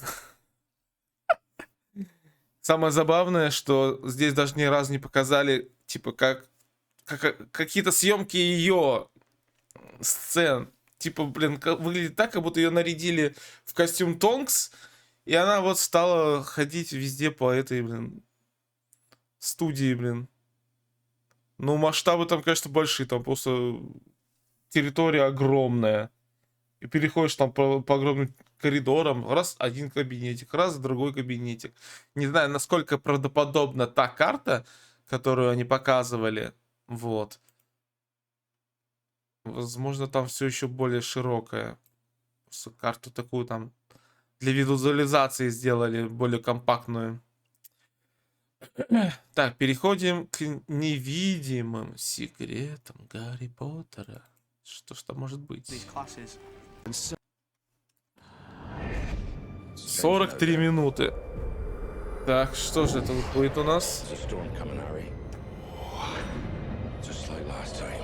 Начали с трейлера. Voldemort is back. Sides have been drawn, and a great storm is coming. He wants to build up his army again. If Voldemort's building up an army, then I want to fight. Like a click of a switch, the rules have changed, and Harry Potter is thrust headlong into his greatest adventure yet. We're forming some sort of wizard army. If they can do it, why not us? With cryptic visions and flashes from the past, mystery pervades every corner of our story. Lord Voldemort transferred some of his powers to you the night he gave you that scarf. Where are we headed, and what don't we know? Let's look back through each of Harry's adventures and search for clues. One thing we know, things are very rarely as they seem. A hard look to the past may show Harry his clearest path to the future. You're a great wizard, Harry.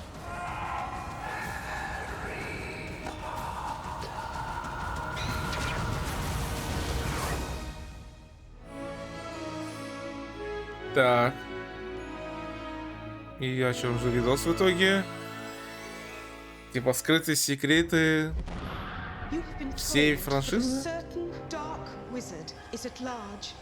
Некий темный волшебник. It's not a lie. I saw him. I fought. Detention, Mr. Potter. In Harry Potter and the Order of the Phoenix, the fifth in a series of 7 movies, we find Harry in a very different kind of adventure. It's a real sense. Так, что ты сказал? В пятом из 7 фильмов. Ты еще ничего не знаешь, братишка. In a very different kind of adventure. It's a real sense of a growing danger that you can't quite define. Such a scary atmosphere. This time they're much more sort of together and as a team. Harry is taking action in a very different and more determined way, and it's truly heroic. Harry is haunted by his past, very much alone and looking for answers. This connection between me and Voldemort, what if the reason for it is that I am becoming more like him? In Order of the Phoenix, I think we have a sense that we're beginning to unravel the great mystery, which of course is the relationship of Harry to Voldemort. That this is not just a random series of events, but it's all leading to something. He's back! Voldemort's back! And if we're to know where their path is taking us, we should look first at how their paths became intertwined. It so happens that the Phoenix, whose tail feather resides in your wand, gave another. С палочки все началось. Just one other. It is curious that you should be destined for this wand when its brother gave you that scar. Understand this, Harry, because it's very important. Not all wizards are good. Some of them go bad. Voldemort went as bad as you can go. 14 years ago, Voldemort had huge numbers at his command. Even in these dark times, there were good wizards who fought back, calling themselves the Order of the Phoenix. But no one survived when Voldemort decided to kill them. Nobody, except one. Harry was the boy who lived. Voldemort shows up and he's going to kill baby Harry, and you know, Lily stands in the way and he kills her and then tries to kill Harry and it rebounds and he turns into a phantom. What really happened? What would drive Voldemort to seek out baby Harry? And how could a mere child reverse his powerful magic? Was there someone else in the room? We don't know. Who came to pick up Voldemort's devastated body? We don't know. Who rescued Voldemort's wand so that it could be produced later at the end of Goblet of Fire? How did Peter Pettigrew get the wand? What happened in Godric's Hollow? I don't know, but not what you think. For 14 years, Voldemort sought his return to human form. And then, with a drop of Harry's blood, he was back. This is a psychological drama as much as it is, wands and wizards blasting one another. It's all about Harry's identity taking shape. Voldemort is back. And now Harry has to confront his shadow. Voldemort is getting stronger and stronger, and he's recruiting. Harry's attacked by Dementors in Little Whinging. What is that about? Whatever happens, don't leave the house. Things are starting to break down. Basically, all the rules get thrown out. Everything that we think we know goes out the window. A lot of people don't want to accept that he's back. The evidence that the Dark Lord has returned is incontrovertible. He's not back. State of denial is common to all of us. Harry is brought to court with all the other wizards and judges and members of the Ministry of Magic. And he has to go on trial for using underage magic. Charges?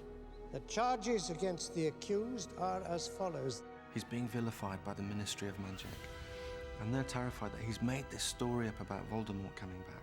They're convinced, actually, that he's lying. I'm not lying. There were two of them, and if I hadn't... Enough.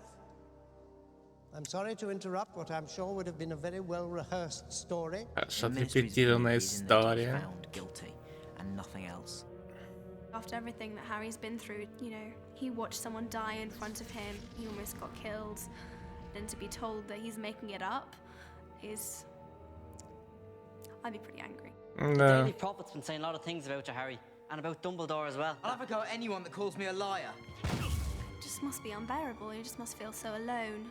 But Harry is anything but alone. Harry's scar is no mere cut. A mark like that comes only from being touched by a curse. It is a direct line to its maker. Your scar is legend, as of course is the wizard who gave it to you. What does it mean that Voldemort has been living within Harry through the presence of Harry's scar? We have a lot of questions yet to be answered about that. Dumbledore thinks Voldemort might be using Harry, almost my eyes as portals, my mind as a way of seeing what I'm seeing. Harry's courage is really being worn down by Voldemort. In this particular story is Harry being a bit of an outsider, feeling like people do not trust him, do not believe him, feeling like he doesn't belong. Professor, Harry's whole story is the story of a boy trying to figure out where he belongs in the world. Harry was untethered from the start, orphaned by tragedy, and in desperate measures left on a doorstep. Good luck, Harry Potter. He knows at the beginning that he doesn't belong at the Dursleys. Hurry up. Bring my coffee, boy. They make it clear to him every waking moment of his life.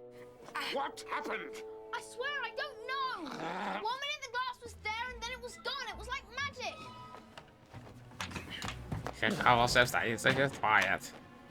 There's no such thing as magic. Make a wish, Harry.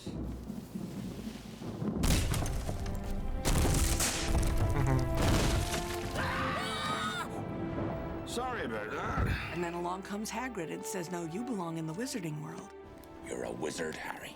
I'm a what? A wizard. And a thumping good, and I'd wager. You're the boy who lived. He has this mysterious connection to Voldemort through the scar, through the matching wands. Once he's at Hogwarts, where does he belong? Where to put you? Not Slytherin. Not Slytherin. Not Slytherin, eh? Are you sure? You could be great, you know. It's all here. He speaks Parseltongue, like Slytherins. Salazar Slytherin, he could talk to snakes too. Now the whole school's gonna think you're his great-great-great-grandson or something. But I'm not. I can't be. He lived 1,000 years ago. For all we know, you could be. He's got this mysterious connection to the greatest Slytherin of all time. And yet he's in Gryffindor. I was just wondering if you put me in the right house. Yes, I stand by what I said last year. You would have done well in Slytherin. You're wrong. But if Harry questions where he belongs, where does he find the strength to fight back? From within. You know, this is very advanced magic, well beyond the ordinary wizarding level. I'm sure.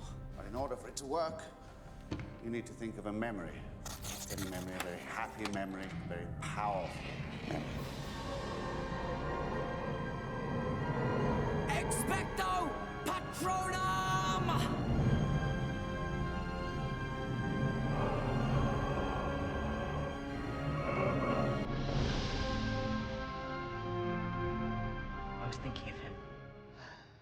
And Mum.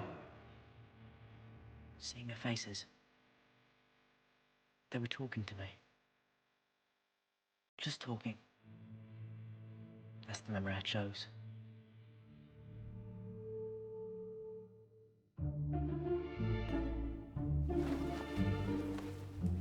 Так, магические артефакты пошли. In the magical world of Harry Potter, people can be invisible, or transfigure into animals, or shapeshift into each other. We still sound like ourselves. If anything is possible, what else is not as it seems? Ridiculous! The whole series is throwing you for a loop. Is making you think you believe something, and then leaving you in a place where not only do you not have it figured out, the stuff you knew wasn't right either. Artemius! Not trying to lure Potter into one of the Ministry's summer internships, are we? Last boy who went into the Department of Mysteries never came out. In each one of the stories, we meet someone whose identity is hidden. That what seems to be true on the surface isn't what's true at depth. You have to be asking yourself, are these people who they seem to be? Да. Данный ход очень стал излюбленным у Роулинг. That is Sirius Black, that is. He's a murderer. Sirius Black is this evil, nasty, bad character. He is coming and trying to kill Harry in the middle of the night. He's here! Somewhere in the castle! Sirius Black! They have to put dementors around the school, which are truly horrible things, to defend the school against Sirius Black. I mean, that's how awful this character is made to appear. When Harry Potter's parents realized they were marked for death, do you remember? They went into hiding. Few knew where they were. One who did was Sirius Black. And he told you knew who. I'd escaped from prison and I'd been there for 12 years, and by the look of me, one can only imagine what life is like. You know, Turns out Sirius is exactly the opposite of what we've been led to believe. He's the person who loves Harry most in the world. The ones that love us never really leave us. And you can always find them. Сердечки. Sirius flies from Hogwarts, the escaped prisoner facing a lifetime on the run. But the running ends as he returns to the Order of the Phoenix. This is my parents' house. I offered it to Dumbledore as headquarters for the Order. About the only useful thing I've been able to do. He's in hiding at the old family home. It's this rather dark and dingy mausoleum, really. He's basically a prisoner in his own home. He's still the prisoner. Our eyes misled us with Sirius. But when we look back at each of the films, we find that rarely can we trust what we see. This is Scabbers, by the way. Pathetic, isn't he? Scabbers. Just a little bit. You just don't know what's important until later. I'm warning you, Hermione. Keep that bloody beast of yours away from Scabbers, or I'll turn it into a tea cozy. What looked like pet rivalry between Hermione's cat Crookshanks and Ron's pet Scabbers turns out to be a major clue. Ronald has lost his rat. I haven't lost anything. Your cat killed him. Rubbish. Harry, you've seen Слушай, the way убил. that thirsty beast of hers was always lurking about. It turns out Crookshanks saw what we didn't see. Scabbers, Ron's beloved rat that's been in the family for how many years, and Ron's always had Scabbers, and then for him to turn up to be Peter Pettigrew. Scabbers! Leave him alone! What a twist in the plot was that? That was madness. You won't let them give me to the Dementors, will you? I was your rat! We look at these characters and we think we know who they are. Turn around in the dungeon! I thought you ought to know. And yet, they're somebody else. The good guys even use this. Here it is, the Polyjuice Potion. Wicked. Harry and Hermione and Ron brew Polyjuice Potion so that they can sneak in to Slytherin and get some clues from Draco. Подкрадываться к Слизерину. Слизеринцам, может. Reading. Reading? I didn't know you could read. Later, the Polyjuice Potion allowed Mad-Eye Moody to appear to be one of the best allies that Harry could have. Oh no, you don't want to someone when their back is turned. We find, oh my goodness, Mad-Eye Moody isn't at all who he seems to be. Mad-Eye Moody happens to be a star deathie, and we've embraced him because we believe he's here to help us. Yeah, he's here to help us for a magic ride straight to a graveyard confrontation with the Dark Lord. Associating with muggles. Lucius slips Riddle's diary into Ginny's cauldron, and then that just triggers off everything else. Voldemort is the diary. He tricks and takes over Ginny's mind and controls her and manipulates her, which then leads to Harry going down in the fight with the basilisk. And it's just something as simple as a diary. All we have is Harry's viewpoint, and we identify with Harry, and we begin to believe that this is what's really happening. We call this narrative misdirection. Snape doesn't want the stone for himself. He wants the stone for Voldemort. So if Harry makes a mistake, we make the mistake right along with him. Say, Percy, Схерали, блядь. who's that teacher talking to Professor Quirrell? Oh, that's Professor Snape. What's he teach? Potions. But everyone knows it's the dark arts he fancies. Mr. Potter, our new celebrity. If Harry says, I don't trust Severus Snape, then we say, well, we don't trust him either. Snape or Voldemort, they were pretty much on a par for Harry. I mean, Voldemort killed his parents, so he's slightly higher, but Snape is right up there. How extraordinarily like your father you are, Potter. He too was exceedingly arrogant. We see Harry convinced that this sadist in the potions classroom is out to get him. So it's Quidditch tomorrow. Then I suggest you take extra care, Mr. Potter. Loss of limb will not excuse you. And he seems to have plenty of reason to think that even Hermione Granger at one point thinks that Snape is trying to, kill Harry. What's going on with Harry's broomstick? It's Snape! He's jinxing the broom! We find out that the truth is almost 180 degrees opposite. Snape tried to kill me. No, dear boy. I tried to kill you.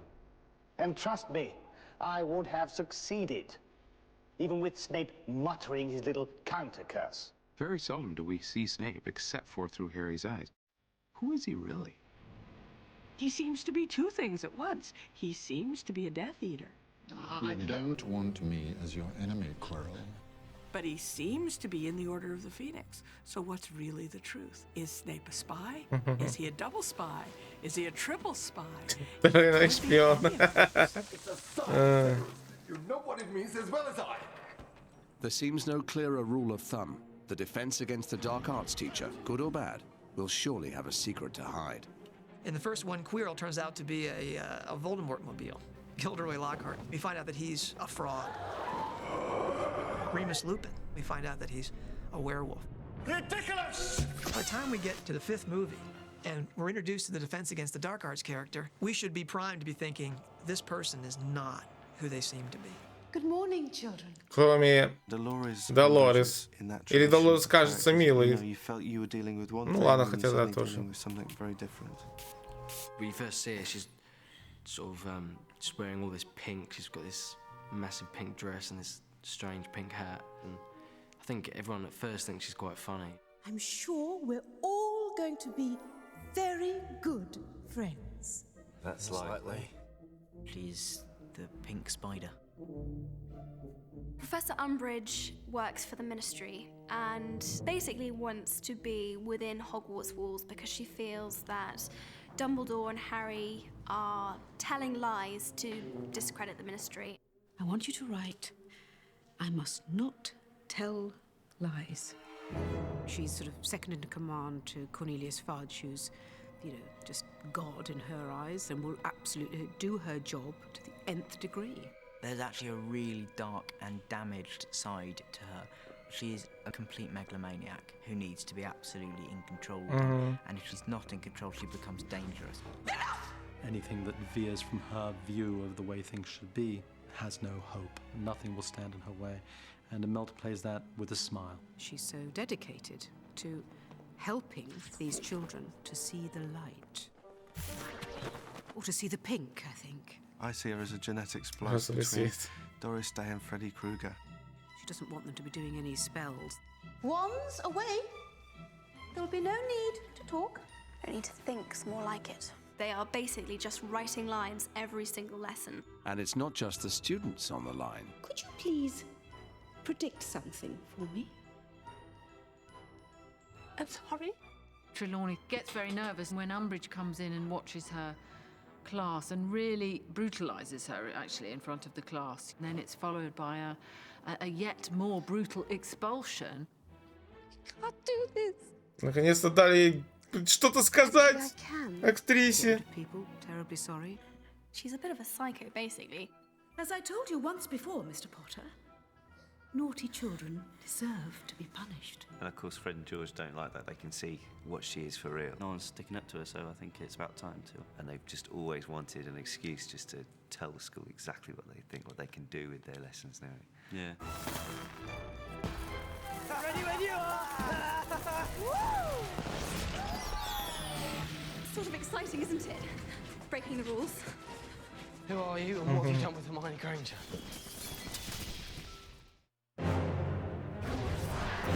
In Harry Potter and the Order of the Phoenix, a mysterious link to Voldemort weighs heavily on Harry.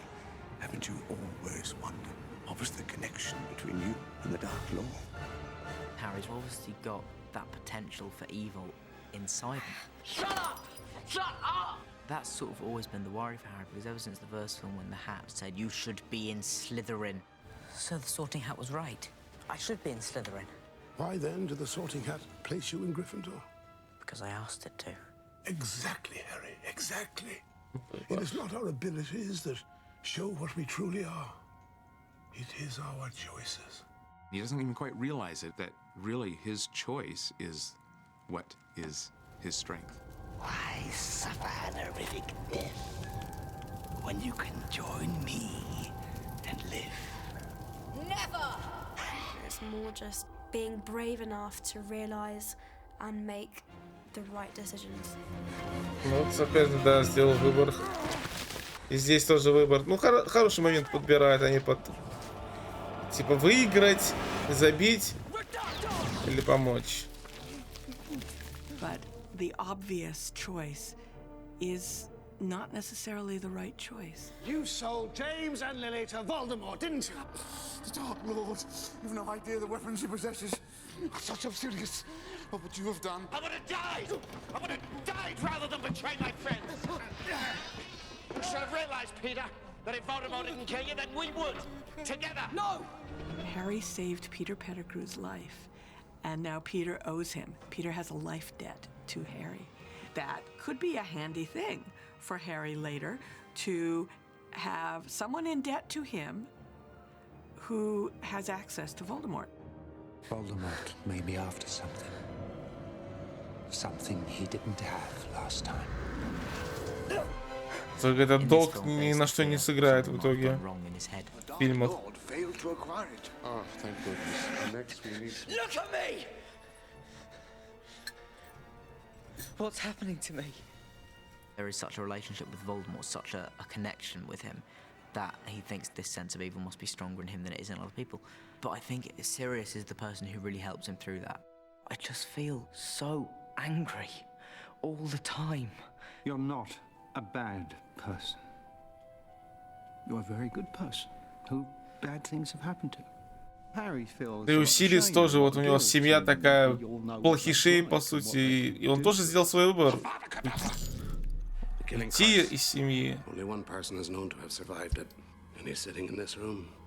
He really is set apart from everybody else in the wizarding world. It's not just choosing where he belongs, it's will he choose to meet his destiny, the destiny that was prophesied for him before birth. Dark and difficult times lie ahead. Soon we must all face the choice between what is right and what is easy. Voldemort is rising. His troops are gathering. A great war is in the offing. Do enjoy yourself, won't you? While you can. While at Hogwarts, We're not going to use magic. You will be learning about defensive spells in a secure, risk-free way. Harry and his friends are forbidden to learn even the simplest spells to defend against the dark arts. Enough is enough. Harry takes a stand. Harry becomes a man who stands against what's evil. First, we need to find a place of practice where Umbridge won't find out. We go underground. We form the DA, which stands for Dumbledore's Army. It's a guerrilla revolutionary organisation in many ways. Harry has to find a secret place where they can have these classes. And Neville finds this room of requirement, which is a room in Hogwarts that nobody really knows about. The room of requirement only appears when a person has real need of it. Никто не знает, кроме Гермионы. It's like Hogwarts wants us to fight back. It was the only way they're actually going to learn how to defend themselves. I love the creation of Dumbledore's Army. I love it that it just sort of comes together out of nothing, and all of a sudden these kids are able to look around and say, hey, we could make a difference. Every great wizard started out as nothing more than what we are now. If they can do it, why not us? We see Harry become a teacher.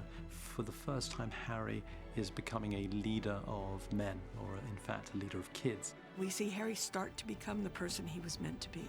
And it's not just through the fact that they're learning the skills that they need. The fact that they name themselves Dumbledore's Army says that they're doing this for a purpose, that they've taken a side, that they realize that there's a difference between good and evil.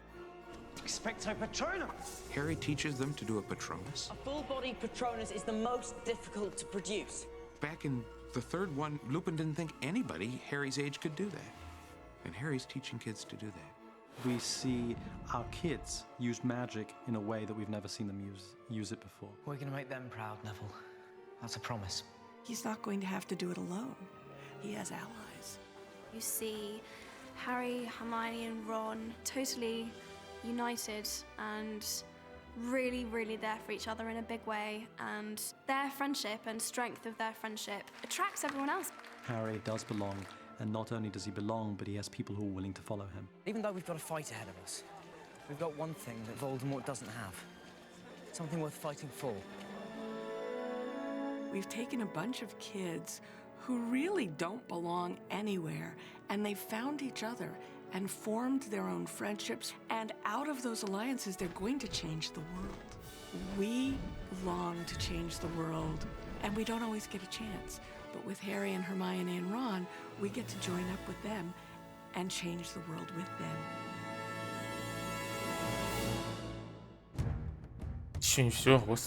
In Harry Potter and the Order of the Phoenix, we find that characters are often not as they seem, but also sometimes not as they have been judged. It's one of Joe's perennial themes, really, that you can't judge a book by its cover. Sometimes things that feel familiar and lovely can have a dark underside. Are you going to kill me, Harry? And things that are horrible and that you judge quickly, there can be something more to them. It's easy to just dismiss someone as being not liking them or whatever, but actually giving someone a chance, Hey, Potter! despite how you might at first dislike them, can be very, very difficult. Especially for someone like Harry, who I think is quite instinctual. How are you? Spectacular. Now, Harry, he's a good kid. He's got a good heart. He wants to make the right choices. He always wants to serve his friends. He never takes the easy way out. He's always looking to do the right thing. But he has some blinders on. What's the matter, Potter? Bit beyond your reach? When he meets someone, it'll be pretty instant whether he likes them or not. The lessons that he's learned generally over these films is that you can't ever assume something about a person. And in first place, Slytherin house. He really is convinced that anybody that has anything to do with the Slytherin house is a bad guy. He's had his bad experiences with Draco. I don't give a damn what your father thinks, Malfoy. He's vile and cruel, and you're just pathetic. Harry has this built-in hatred of Slytherin, which is beyond any reasonable hatred. He simply does not talk to someone because they're Slytherin. They're enemies automatically. Who do we know who thinks all Muggleborns are scum? But Malfoy, the heir of Slytherin. Well, maybe Ron's right, Hermione. I mean, look at his family. The whole lot of them have been in Slytherin for centuries. One of the major themes we see in all the films is about the evil of prejudice. Harry is a walking example of that. On the other hand, he's the example of that starting to break down. He is the one that puts Dumbledore's army. Ну, а кто-нибудь знает хоть одного хорошего слизеринца? Draco will say horrible things about Ron because he's poor. You see, Weasley, unlike some, my father can afford the best. We see horrible things said about Hermione because she's a mudblood. Enemies of the heir, beware. You'll be next, mudbloods. Ты не Слизериня. represents more than just Ты a хочешь там bad, быть. mean kid. Тебя He шляпа не выбирала. represents the meanness of that intolerant attitude in Harry's life. I got a real treat for you today. A great lesson. God, this place has gone to the dogs. Wait until my father hears that Dumbledore's got this oaf teaching classes. Shut up, Malfoy. The prejudice Shut that's up, built into the world as Malfoy. it is now is its greatest weakness and is what Voldemort uses. He is constantly working on distrust between different wizards. This castle will not only be your home this year, but home to some very special guests as well. Why did Dumbledore insist that they have a Triwizard Tournament? Because he knew that the only way they were going to defeat Voldemort is if he can start to gather good people together and try to get over the prejudices which are leaving the wizarding world ripe for Voldemort and his philosophy. Voldemort's philosophy, which comes down to every man for himself, you're only alone. Love is an irrelevance. Should I divulge how I truly lost my powers? It was love. But no matter, things have changed. The filters that we look through, the beliefs that we hold in our heart, largely determine how much we really understand. The glasses that we wear, these will restrict us. Read the badge part. Could I have a word? Maybe the big problems that they have to overcome in order to eventually have a victory over Voldemort is a victory over their own prejudices. And I know people have taken that idea and said, well, then somewhere along the line, there's got to be a reconciliation between Draco and Harry. And though the Примирение wizarding world Драко и is a Гарри. place where the Ахаха. oddest and quirkiest misfits find a home, even here, there are some that seem to be rejected by all. Everyone that says Luna Lovegood. One of the wonderful Ravenclaw characters, Luna Lovegood, is chastised as being loony. Luna Lovegood is very eccentric, and she believes in all these creatures like Nargles that Которых don't нет. exist, but she's convinced they are. And all the kids kind of give her a wide berth because she's completely off the wall. The closer you get to her, though, you suddenly start to appreciate that she's actually talking a lot of sense. She is a glorious spirit, very comfortable with who she is, very much inhabits her own world. She's comfortable being on her own and dreaming. She kind of floats along through life. Everyone thinks she's a bit silly, but she's not. She's really clever. Well, if I were you-know-who, I'd want you to feel cut off from everyone else. Господи, это даже в реальной жизни так же разговаривает. You're not as much of a threat. She's, in a way, the most perceptive of the characters. She sees things that nobody else can see. If you take in the prejudice of the world against her, you'll miss out on all those things. She's lost one of her parents. Harry's drawn to her because he feels they're sort of kindred spirits in a way. It's a strange bond between Harry and Luna. They're both outsiders. Luna introduces Harry to another group of outsiders, the magical creatures known as Thestrals. Тестралы, не тестрали, блядь. I can see them too. Thestrals can only be seen by people who've seen death, and it's quite intimidating and quite scary.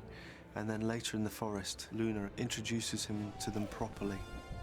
They're quite gentle, really, but people avoid them because they're a bit Different.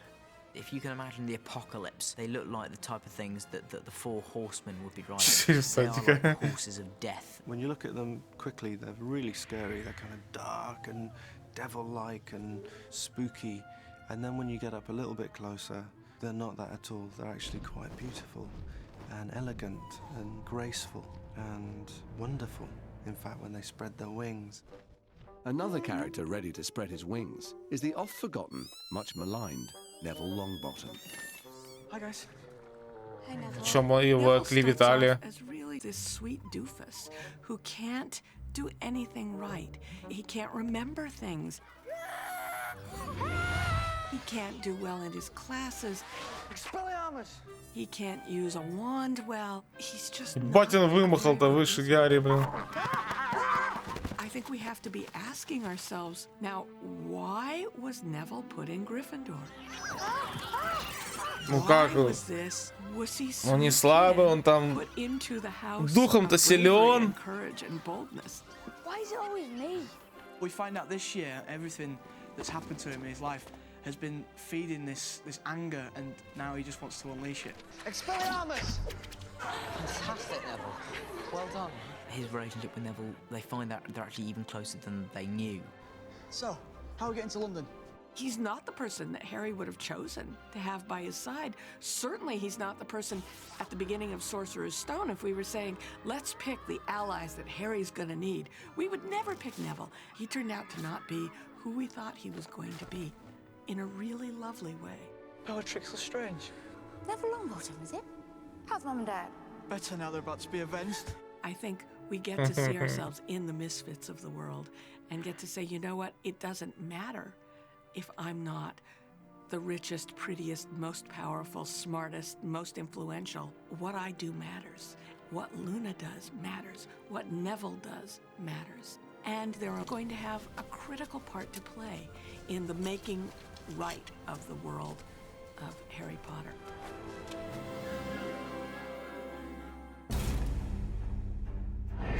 Voldemort wants to build up his army. The Dark Lord approaches. If Voldemort's raising an army, then I want to fight. Throughout Harry Potter and the Order of the Phoenix, we find Harry propelled inexorably towards a clash with the forces of evil. Things become more scary when you can't put a name to them. We know it's Voldemort, but we don't know when it's going to happen, or how it's going to happen, or what form it will take. He really is out there, isn't he? There's a sense of mounting tension, of a war actually being very, very imminent. How can Harry possibly defeat Voldemort? Voldemort is the greatest wizard of the age. Dumbledore says Voldemort knows magic that he doesn't know. Harry's in big trouble. And you just know that when it comes down to some final confrontation at some point, it's not going to be because Harry's good at Quidditch. Если не могу прочитать этот чувак. Лексикон Гарри Поттера. Point. It's not going to be because Harry's good at Quidditch. I mean, that got him a dragon egg, but that's not going to beat Voldemort. At some point, it's got to be something in Harry himself. Dear Mr. Potter, you are hereby expelled from Hogwarts. In Harry Potter and the Order of the Phoenix, we find Harry stripped of the things he values most. He's lost respect within the wizarding world. He's lost respect within Hogwarts. Professor Dumbledore. His reliance on Dumbledore, all these things are ripped out of his life. What's left is Harry's infallible instinct for good. He perceives things the others don't see, and he makes the bold move. He has the saving person thing. He identifies with others, and he's going to do the courageous thing. He doesn't try to be the hero, but he feels he needs to do something. And importantly, Harry doesn't need to go through it alone. You're seeing Harry go through this, and you're seeing his friends stick with him. Harry! And you say, that's a key thing. Especially maybe nowadays, when we've got a world where evil seems very rare. Сколько же раз за все фильмы она его наобнимала? Больше, чем Рона, между прочим. Stand there and say, no, I'm not going to take this. I can fight back. They're going to take the stand. Get behind me! And where they take a stand, there's no turning back. We have the mother of all battles, their battle for the soul of Harry. It's very powerful, it's very exciting, it's very dramatic, and yes, it's spectacular, but it's rooted in emotion. The battle lines are drawn. While Harry's been struggling at Hogwarts, Voldemort's been busy rallying his troops. Lucius's mask has gone forever. There's no pretending to anybody whose side he's on. And this is to the death. Give me the prophecy now, or watch your friends die. Lucius gets nastier and nastier, so it's kid gloves off this time, and I'm about as Я unpleasant настолько as I like противен, it to насколько get. могу. Why did Voldemort need me to come and get this? You dare speak his name? You filthy old blood! Bellatrix Lestrange, played by Helena Bonham Carter, and who's this really eccentric, dangerous witch, mad woman, spent years and years in Azkaban. She's gone really fruity and crazy, and she comes out and she likes torturing wizards. She is a sadist, and she does get joy out of causing pain, and the Crucio curse is one that she just loves. I was really keen that we never took a straight line with Bellatrix, and so Helena's did some really crazy stuff.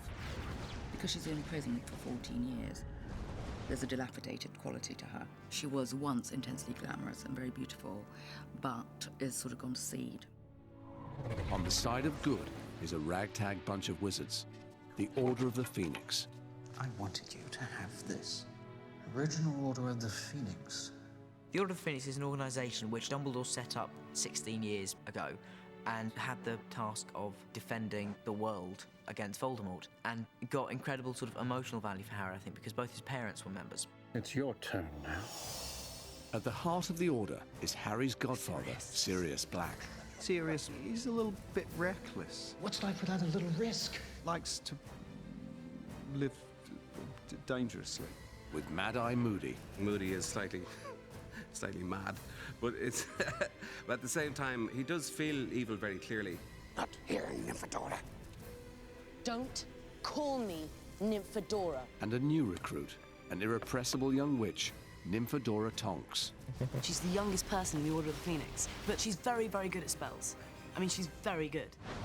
When at last the tension explodes, the mysteries unravel Наталья, deep in the она. Ministry of Magic. We have a big Не Нати, Нати, поэтому Нати. Наталья. We've seen people training with ones at Hogwarts. We've seen Voldemort and Harry at the end of number 4, but this is the time that you get to see some Olympic-level ninja wandage. David Yates did say, when the Order of the Phoenix battle the Death Eaters, I want it to be like nothing anyone has ever seen on screen before. I don't want it to be neat. I want it to be messy and anarchic and quite violent. There's an art to setting a good fight. Making it look real, of course, and truly angry and aggressive, but also shaping it, a good fight. You know, it has its own story. Don't fight him, Harry. You can't win. More than just a spectacular fight, this is a battle for Harry's soul that neither he nor Voldemort can afford to lose. What was really impressive was that David Yates, I think, and Dan had worked together to really bring out the inner battle that's going on in Harry, the inner war of uncertainty. You will lose everything. Voldemort may have the followers and may have the power and weapons, but ultimately he will never have what Harry has, which is the people who surround Harry. Whatever happens, they will stand by each other. Harry has that one thing that Voldemort doesn't have. Love. Perhaps love is Harry's most powerful spell. For the boy who didn't know where he belonged, we find him surrounded by friends who will stand by him at any cost, unconditionally. It's about friendship and loyalty and everyone coming together. You'll be okay, Harry. You're a great wizard. Not as good as you. Me, books and cleverness. There are more important things. Friendship. And bravery. Ой, что-то нас рукой. They've known each other for like 5 years now, and they've been through quite a lot through the years. Now you just really get that feeling of real sort of friendship between them all, and they're just really good mates now. Well done, everyone. Great work. He is a hero, and he is a really good person. When he's caring for a large group of people, that's him at his most comfortable. The stakes are higher for Harry, the mysteries ever deeper. But through it all, he knows that he has an army of friends in his corner, and together they'll rise to the challenge. They always do. You won't last 2 seconds if he invades your mind. I'm not weak! Then prove it. Let us hope Mr. Potter will always be around to save the day. Don't worry. I will be.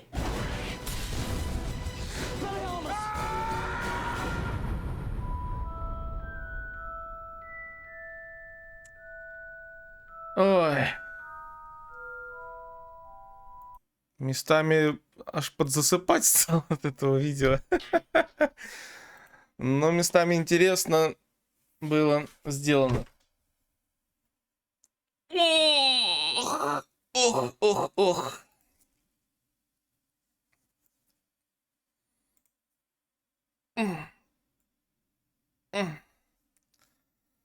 Так, хорошо.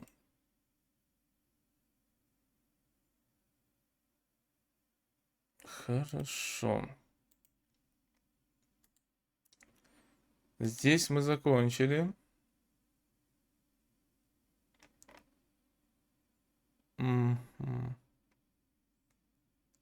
Можно переходить тогда уже сюда, получается.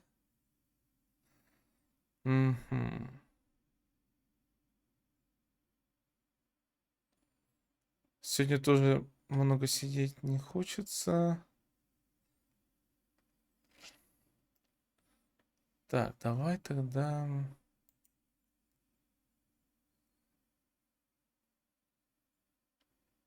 Так, сложнее ориентироваться. Вот так сделаем.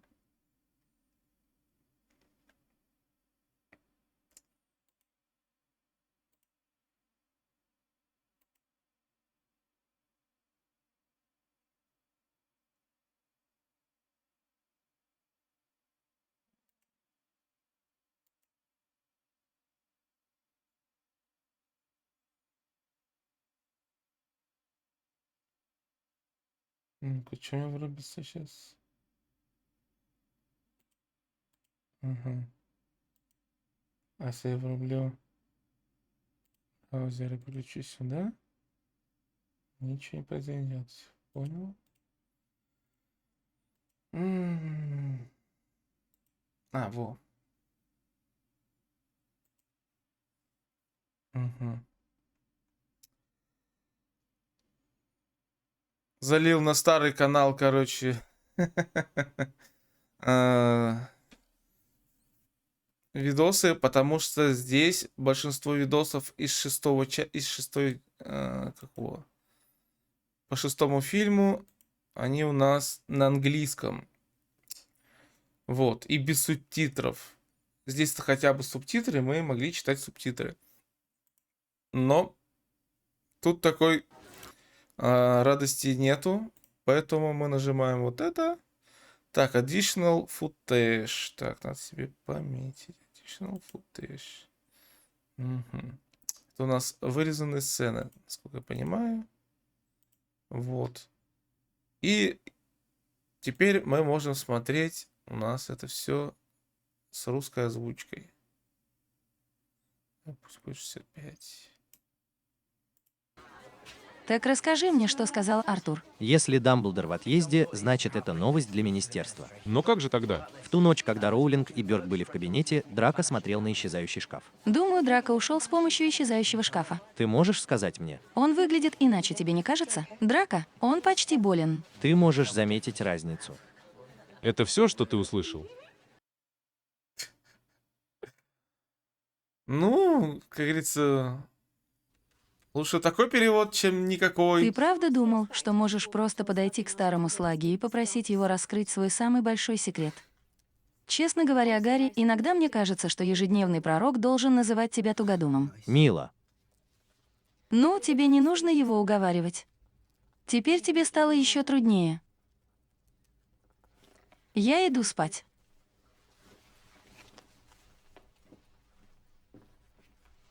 Что? Гермиона, я думаю, Малфой покидает замок. Я иногда это вижу. Иногда он просто исчезает с карты. Это невозможно. Сейчас никто не может покидать замок. Карта ошибается. Карта никогда не ошибается. Карта не ошибается. Спокойной ночи, Гарри. Пропадает. Вот ты вот связать не можешь. Ты буквально в прошлом году был в этой комнате. Чувак. Алло.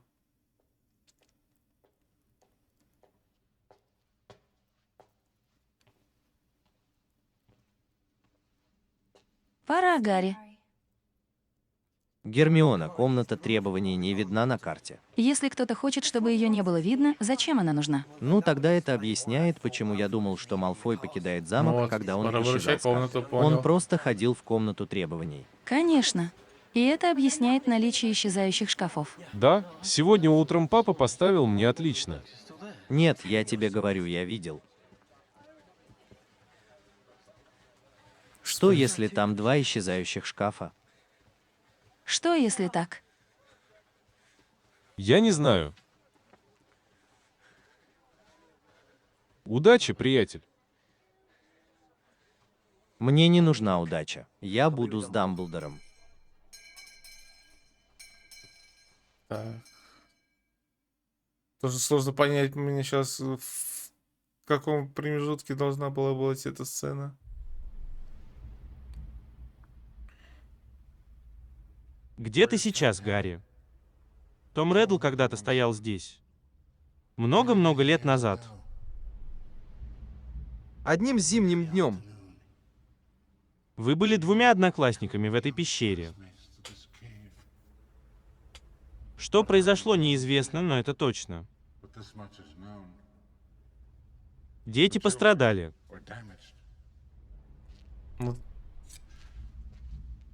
Тут не рассказали, да. Вот тут, точнее, раскрыли, что вот 2 детей он здесь убил. Вырезали эту сцену. Почему-то. Все в порядке, сэр. Не волнуйтесь. Я здесь. Я не волнуюсь, Гарри. Я с тобой. Ну, типа он ослабел после прохода.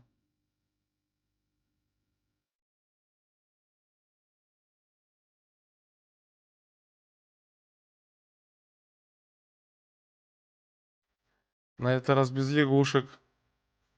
Просто хор.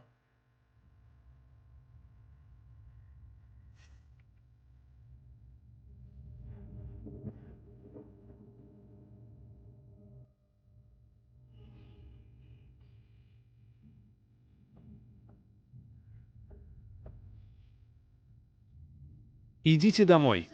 Вы молодцы.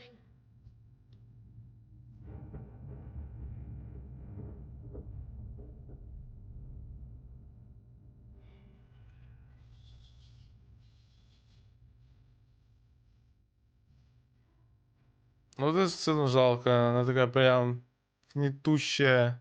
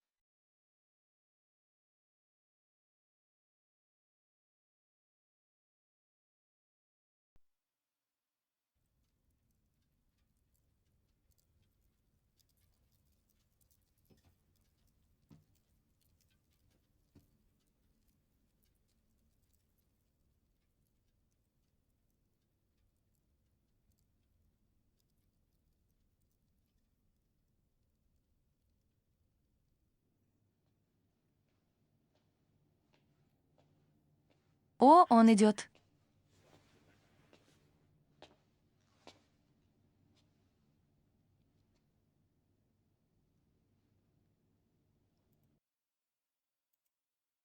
Чё, блядь? Ставлю оценку. Так, ну тоже финальчик. Нам нужно поторопиться. Просто сделай мне одолжение. Когда я рядом, не целуйся с ним, пожалуйста. Да, это обязательно случится. Кроме того, он лает. Я, кстати, то же самое говорю о тебе. Да, но я исключительно проницательна. Ты потрясающая. Вы оба потрясающие.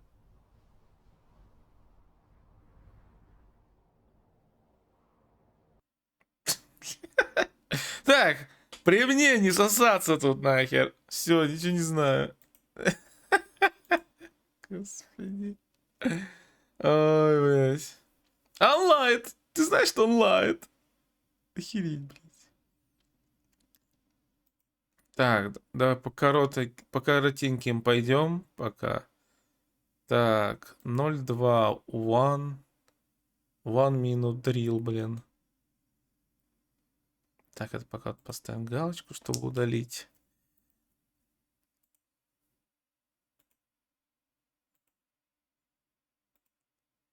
Так, перевести. Да тихо ты, блядь. Надо подождать, пока переведет. А может тогда сразу что-нибудь еще открыть? Так. И давай вот этот еще. Вот. Вот. Вот. И на этом хватит на сегодня будет. И вот.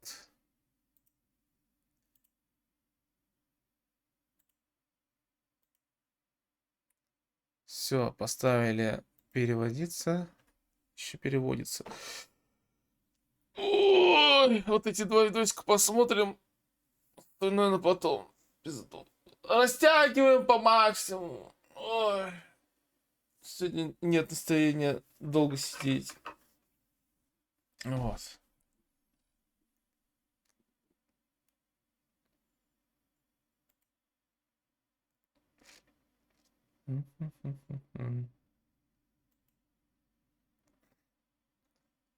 Так, один посмотрели. 2. Все, себя отметил.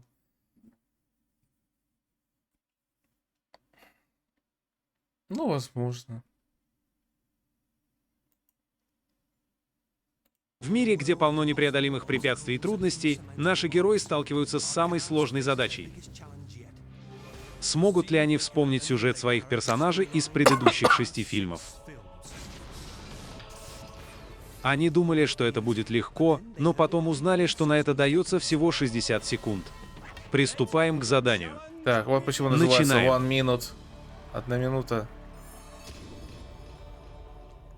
Челлендж 1 минута. А дрил, наверное, переводится челлендж. В первом фильме они были второстепенными персонажами, этакими шутниками. Фред и Джордж просто дурачились и смешили свою маму. Я просто шучу. Я Фред. Во втором фильме они были такими же, много играли в квиддич и, кажется, хорошо проводили время. Мы также видели их дома с семьей Уизли. Доброе утро, Уизли. В третьем фильме они нашли карту мародеров и отдали ее Гарри. Все? Все. Где они? Что делают? Каждую минуту каждого дня. Потрясающе. В четвертом фильме они решили сделать ставки на турнир 3 волшебников. И у них тогда были очень длинные волосы. А еще Гарри отдал им деньги с турнира 3 волшебников, которые ему были не нужны. Они вложили их в производство сладостей, которые появились Вот в пятом это жаль, фильме, не где они решили рассказали разработать и в попробовать фильмах разные это. сладости на разных детях. Еще порцию. Они становятся более непослушными. И решили бросить школу, потому что нарушили правила. А в 6-м фильме, который мы сейчас снимаем, они решили открыть свой магазин на деньги, которые им дал Гарри, и на продукты, которые они продавали в 5-м фильме. И вот мы здесь. Они предприниматели. Итак, Джинни Уизли впервые появляется на платформе вместе с Гарри. Идите прямо к стене между платформами 9 и 10. Удачи! И Джинни младшая из большой семьи, у нее куча братьев. А потом она вроде как влюбляется в Гарри. Вроде как такая, знаете, вообще не уверен. Это проходит, а потом ее захватывает лорд Волдеморт в тайной комнате. О, Джинни, пожалуйста, не умирай. Очнись, очнись. Она не очнется. Пока бедная Джинни слабеет, я становлюсь сильнее. А потом она вступает в армию Дамблдора. А потом она попадает в Министерство магии. И Как вот же она она любит здесь, редукта, вроде как блядь. становится девушкой Гарри Поттера. Гарри думает, что он обычный парень, но это не так. Он волшебник. У него всегда были магические способности, но он не знал об этом. Он просто думал, что он немного странный. А потом однажды пришел огромный парень по имени Хагман и сказал: «Эй, ты волшебник, Гарри, и чертовски хороший игрок». С этого все и началось. Он ушел из своей ужасной семьи и попал в волшебный мир, который, как он думал, будет потрясающим, и так оно и было какое-то время. И ему, казалось, это очень-очень нравилось. И у него это очень-очень хорошо получалось. Гриффиндор. Ему нужны деньги. Он лучший друг, и они отличные ребята. Что А ему Дамблдор нужны деньги? Сириус. Но потом все стало немного сложнее, когда он понял, что есть парень, который хочет его убить. Убить Волдеморта. Стоп. И вот он отправляется в путешествие, чтобы попытаться убить Волдеморта, и с этого все и начинается. Люди умирают, много крови и боли, но есть и много счастливых моментов и смеха. Мне это нравится. Немного подростковой романтики, взросления и гормонов. Это просто гениально. Так, Роберт, По что пути ты в расскажешь про Хогвартс своего он встречает персонажа? Гарри. Кстати, я Рон. Рон Уизли, а я Гарри. Гарри Поттер. Вот так они и подружились. В первом фильме у них с Гермионой небольшая размолвка. Во втором фильме он спасает Гарри из дома Малфоя на летающей машине. В этом фильме они становятся ближе. Это не так уж и важно. Я думаю, это гениально. В конце есть Василиск. В третьем фильме выясняется, что крыса — это не крыса, а человек.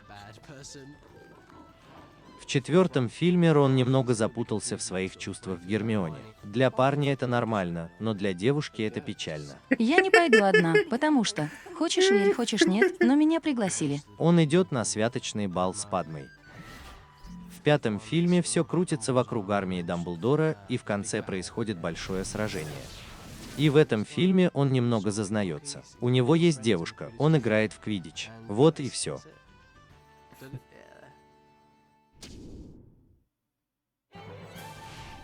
Начнем с Драко. Он очень злой и завидует Гарри и его популярности. Святой Поттер. Люди действительно думают, что он наследник Слизерина. Он становится все более ревнивым и немного более инфантильным. Дементор. У Драко очень сложный отец. Он многое пережил в детстве. Не надо защищать Драко. С этими людьми это ни к чему. Постепенно он доходит до 5-6 фильма и понимает, что хочет быть частью происходящего, поэтому пытается стать темным Гарри Поттером, если можно так выразиться. Разве ты не понимаешь?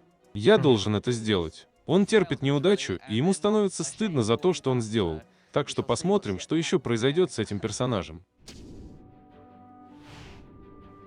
Гермиона Грейнджер, очкарик. Родилась в семье дантиста, довольно строгих родителей, воспитана хорошо, очень умная, немного занудная, немного странная, не очень общительная. В конце концов, они принимают ее, и она становится подругой Гарри и Рона, помогает Гарри справиться с ловушкой дьявола. Находит правильный ответ и вообще очень умна, поэтому она отличная. Член команды, она сохраняет спокойствие, когда это необходимо. Она окаменела, и ее заморозил Василиск. В 3-м фильме она бьет Малфоя кулаком. Она действительно такая сильная. Это было приятно. У нее есть маховик времени. Она может перемещаться во времени туда и обратно. Это действительно круто. Она очень любит клювокрыла. Она действительно спасает положение. В 4-м фильме появляется Виктор Крам. Он очень красивый, болгарин и любитель конфет. Она одета в красивое платье. Это будет ее звездный час. Торн портит ей вечер, и она бы хотела, чтобы он пригласил ее. Но он этого не делает, и в итоге все портит. Она плачет на ступеньках. Это очень трагично. В следующем фильме она создает армию Дамблдора и убеждает Гарри перестать быть злым подростком и заняться чем-то другим. Например, носить бронежилет. И сделать мир лучше для всех.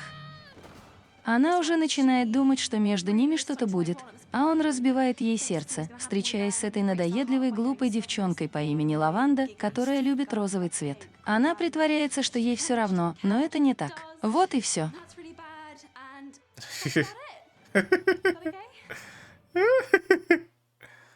О, Господи. Замечательно. Ну и последненький. Видосик.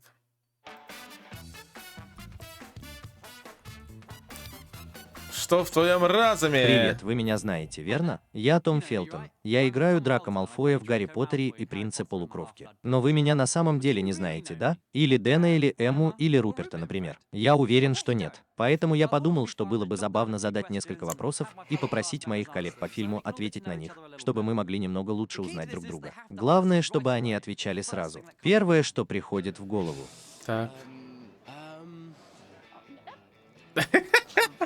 Так, Боже вот мой. интересно. Например, я бы сказал, какое ваше любимое слово. Если бы это был я бы сказал отвратительный. Оно такое выразительное, не находите? Отвратительный. На самом деле довольно классное слово. Давайте посмотрим, что сказали остальные. Конечно. Ладно, поехали. Какое ваше любимое слово? Квиддич. Губка. Бостон. Круто. Вердурус. Бомба. Твой. Трещина. Глок и Шамиль. Превосходно. Теперь, если бы вам пришлось съесть только одно блюдо, что бы это было? Я люблю мороженое. Шоколад. Индийское. Мороженое. Пицца с пепперони. Рыба с картошкой фри. Китайская. Средиземноморское. Мороженое. Пицца. Нутелла. В принципе, на чем угодно. Рыба. Рыба. Дэн, серьезно? Это действительно вкусно. Что касается меня, то я бы выбрал еще одно мороженое. Я люблю шоколад. Вы предпочитаете шоколад или клубнику? Шоколад. Шоколад. Клубника. И то, и другое вместе. Шоколад. Шоколад. Клубника. Клубника. Шоколад. Клубнично-шоколадный. Шоколад. Не глупый. Я не знал, что предпочтения в мороженом могут быть связаны с интеллектом. Боже мой, ты победил одного темного волшебника, думаешь, что знаешь все. Давайте на время отвлечемся от еды. Мне всегда было интересно, какие знаменитости привлекают других знаменитостей. Итак, знаменитости Хогвартса, с кем из известных людей вы бы хотели провести день? Помните первое, что приходит в голову? С королевой. С Мухаммедом Али. С Алексом Занетино. Мой брат.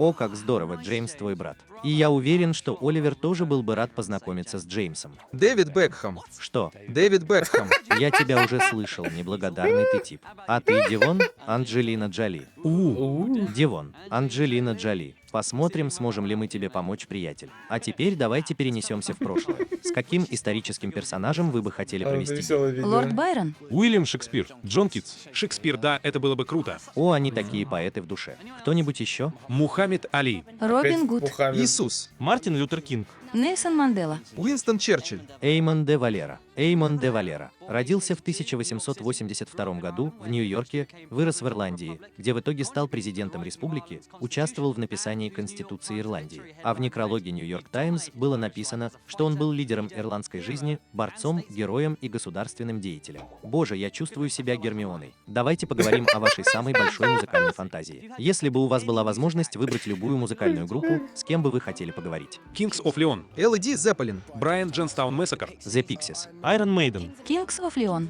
Kings of Leon. The Chiefs. Оазис. Элтон Джон. The Beatles. Rage Against the Machine. А теперь вернемся к реальности. Кто самый известный человек, которого вы когда-либо встречали? Робин Уильямс однажды. Роберт Дауни-младший. Энни Лекс. Том Фелтон. Ха-ха-ха. Дэниел Логан. Кевин Синфилд, капитан команды по крикету. Принцесса Диана. Эванна Линч. Джонни Депп. И это было потрясающе. Давайте копнем глубже, хорошо? Что бы вы больше всего хотели изменить в мире? Все эти войны, которые происходят. Война. Преступление. Бедность. Неравенство. Чтобы не было войны. Бедность. Наверное, свое расписание. Счастье.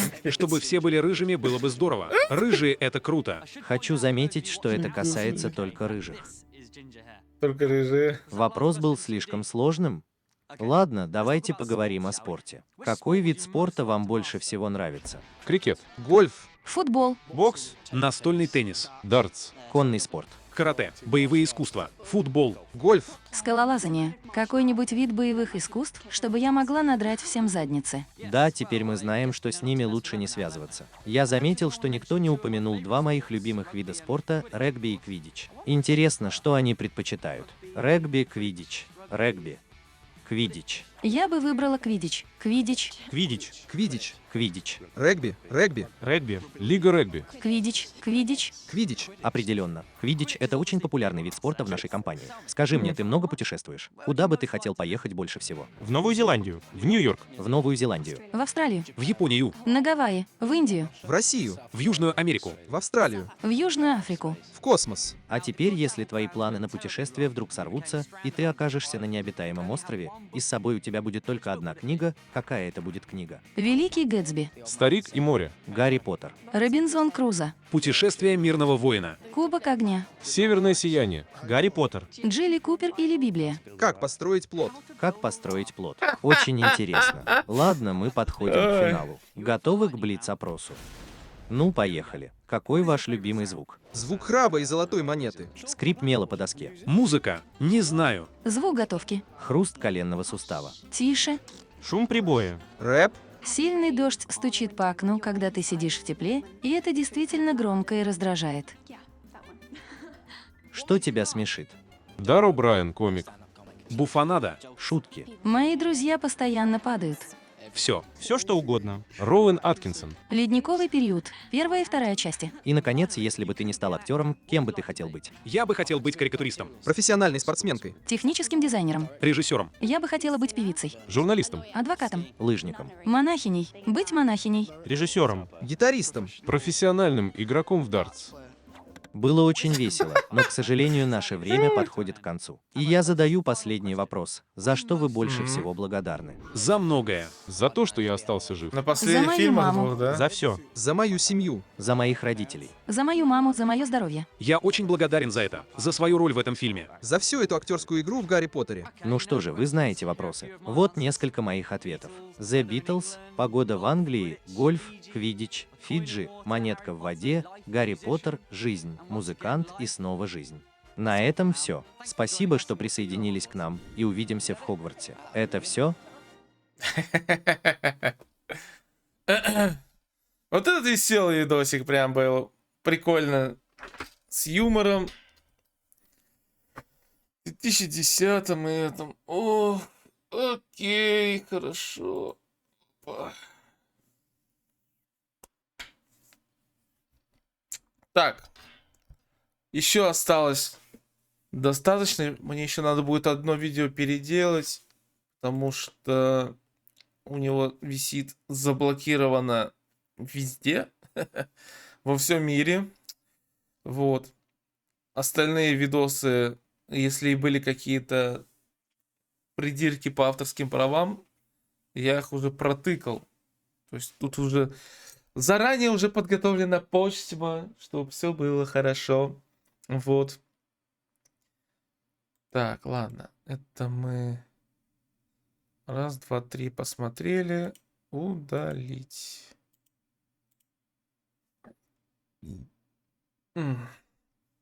Остальное оставим на потом. Ой. Завтра, думаю, стрима у меня не будет. Зато сделаю себе выходной от стримов. Вот. Так.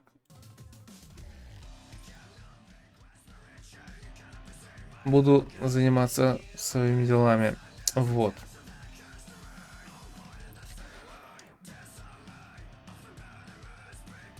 Остальное посмотрим уже когда? Послезавтра. В пятницу, получается. То опять же не факт, что все на все хватит времени. Вот. Да и пофигу. Хочется просто это все досмотреть, отпустить и все, и до свидания. Иначе просто будет некогда. Вот. Так что все. На сегодня заканчиваем. Спасибо, что заскочили. Вот. Спасибо, кто смотрит там в записи, когда там они уже выйдут. До этого надо еще дожить, но ничего, выйдет еще и записи все на ютубе. Вот. Так что спасибо. Пока.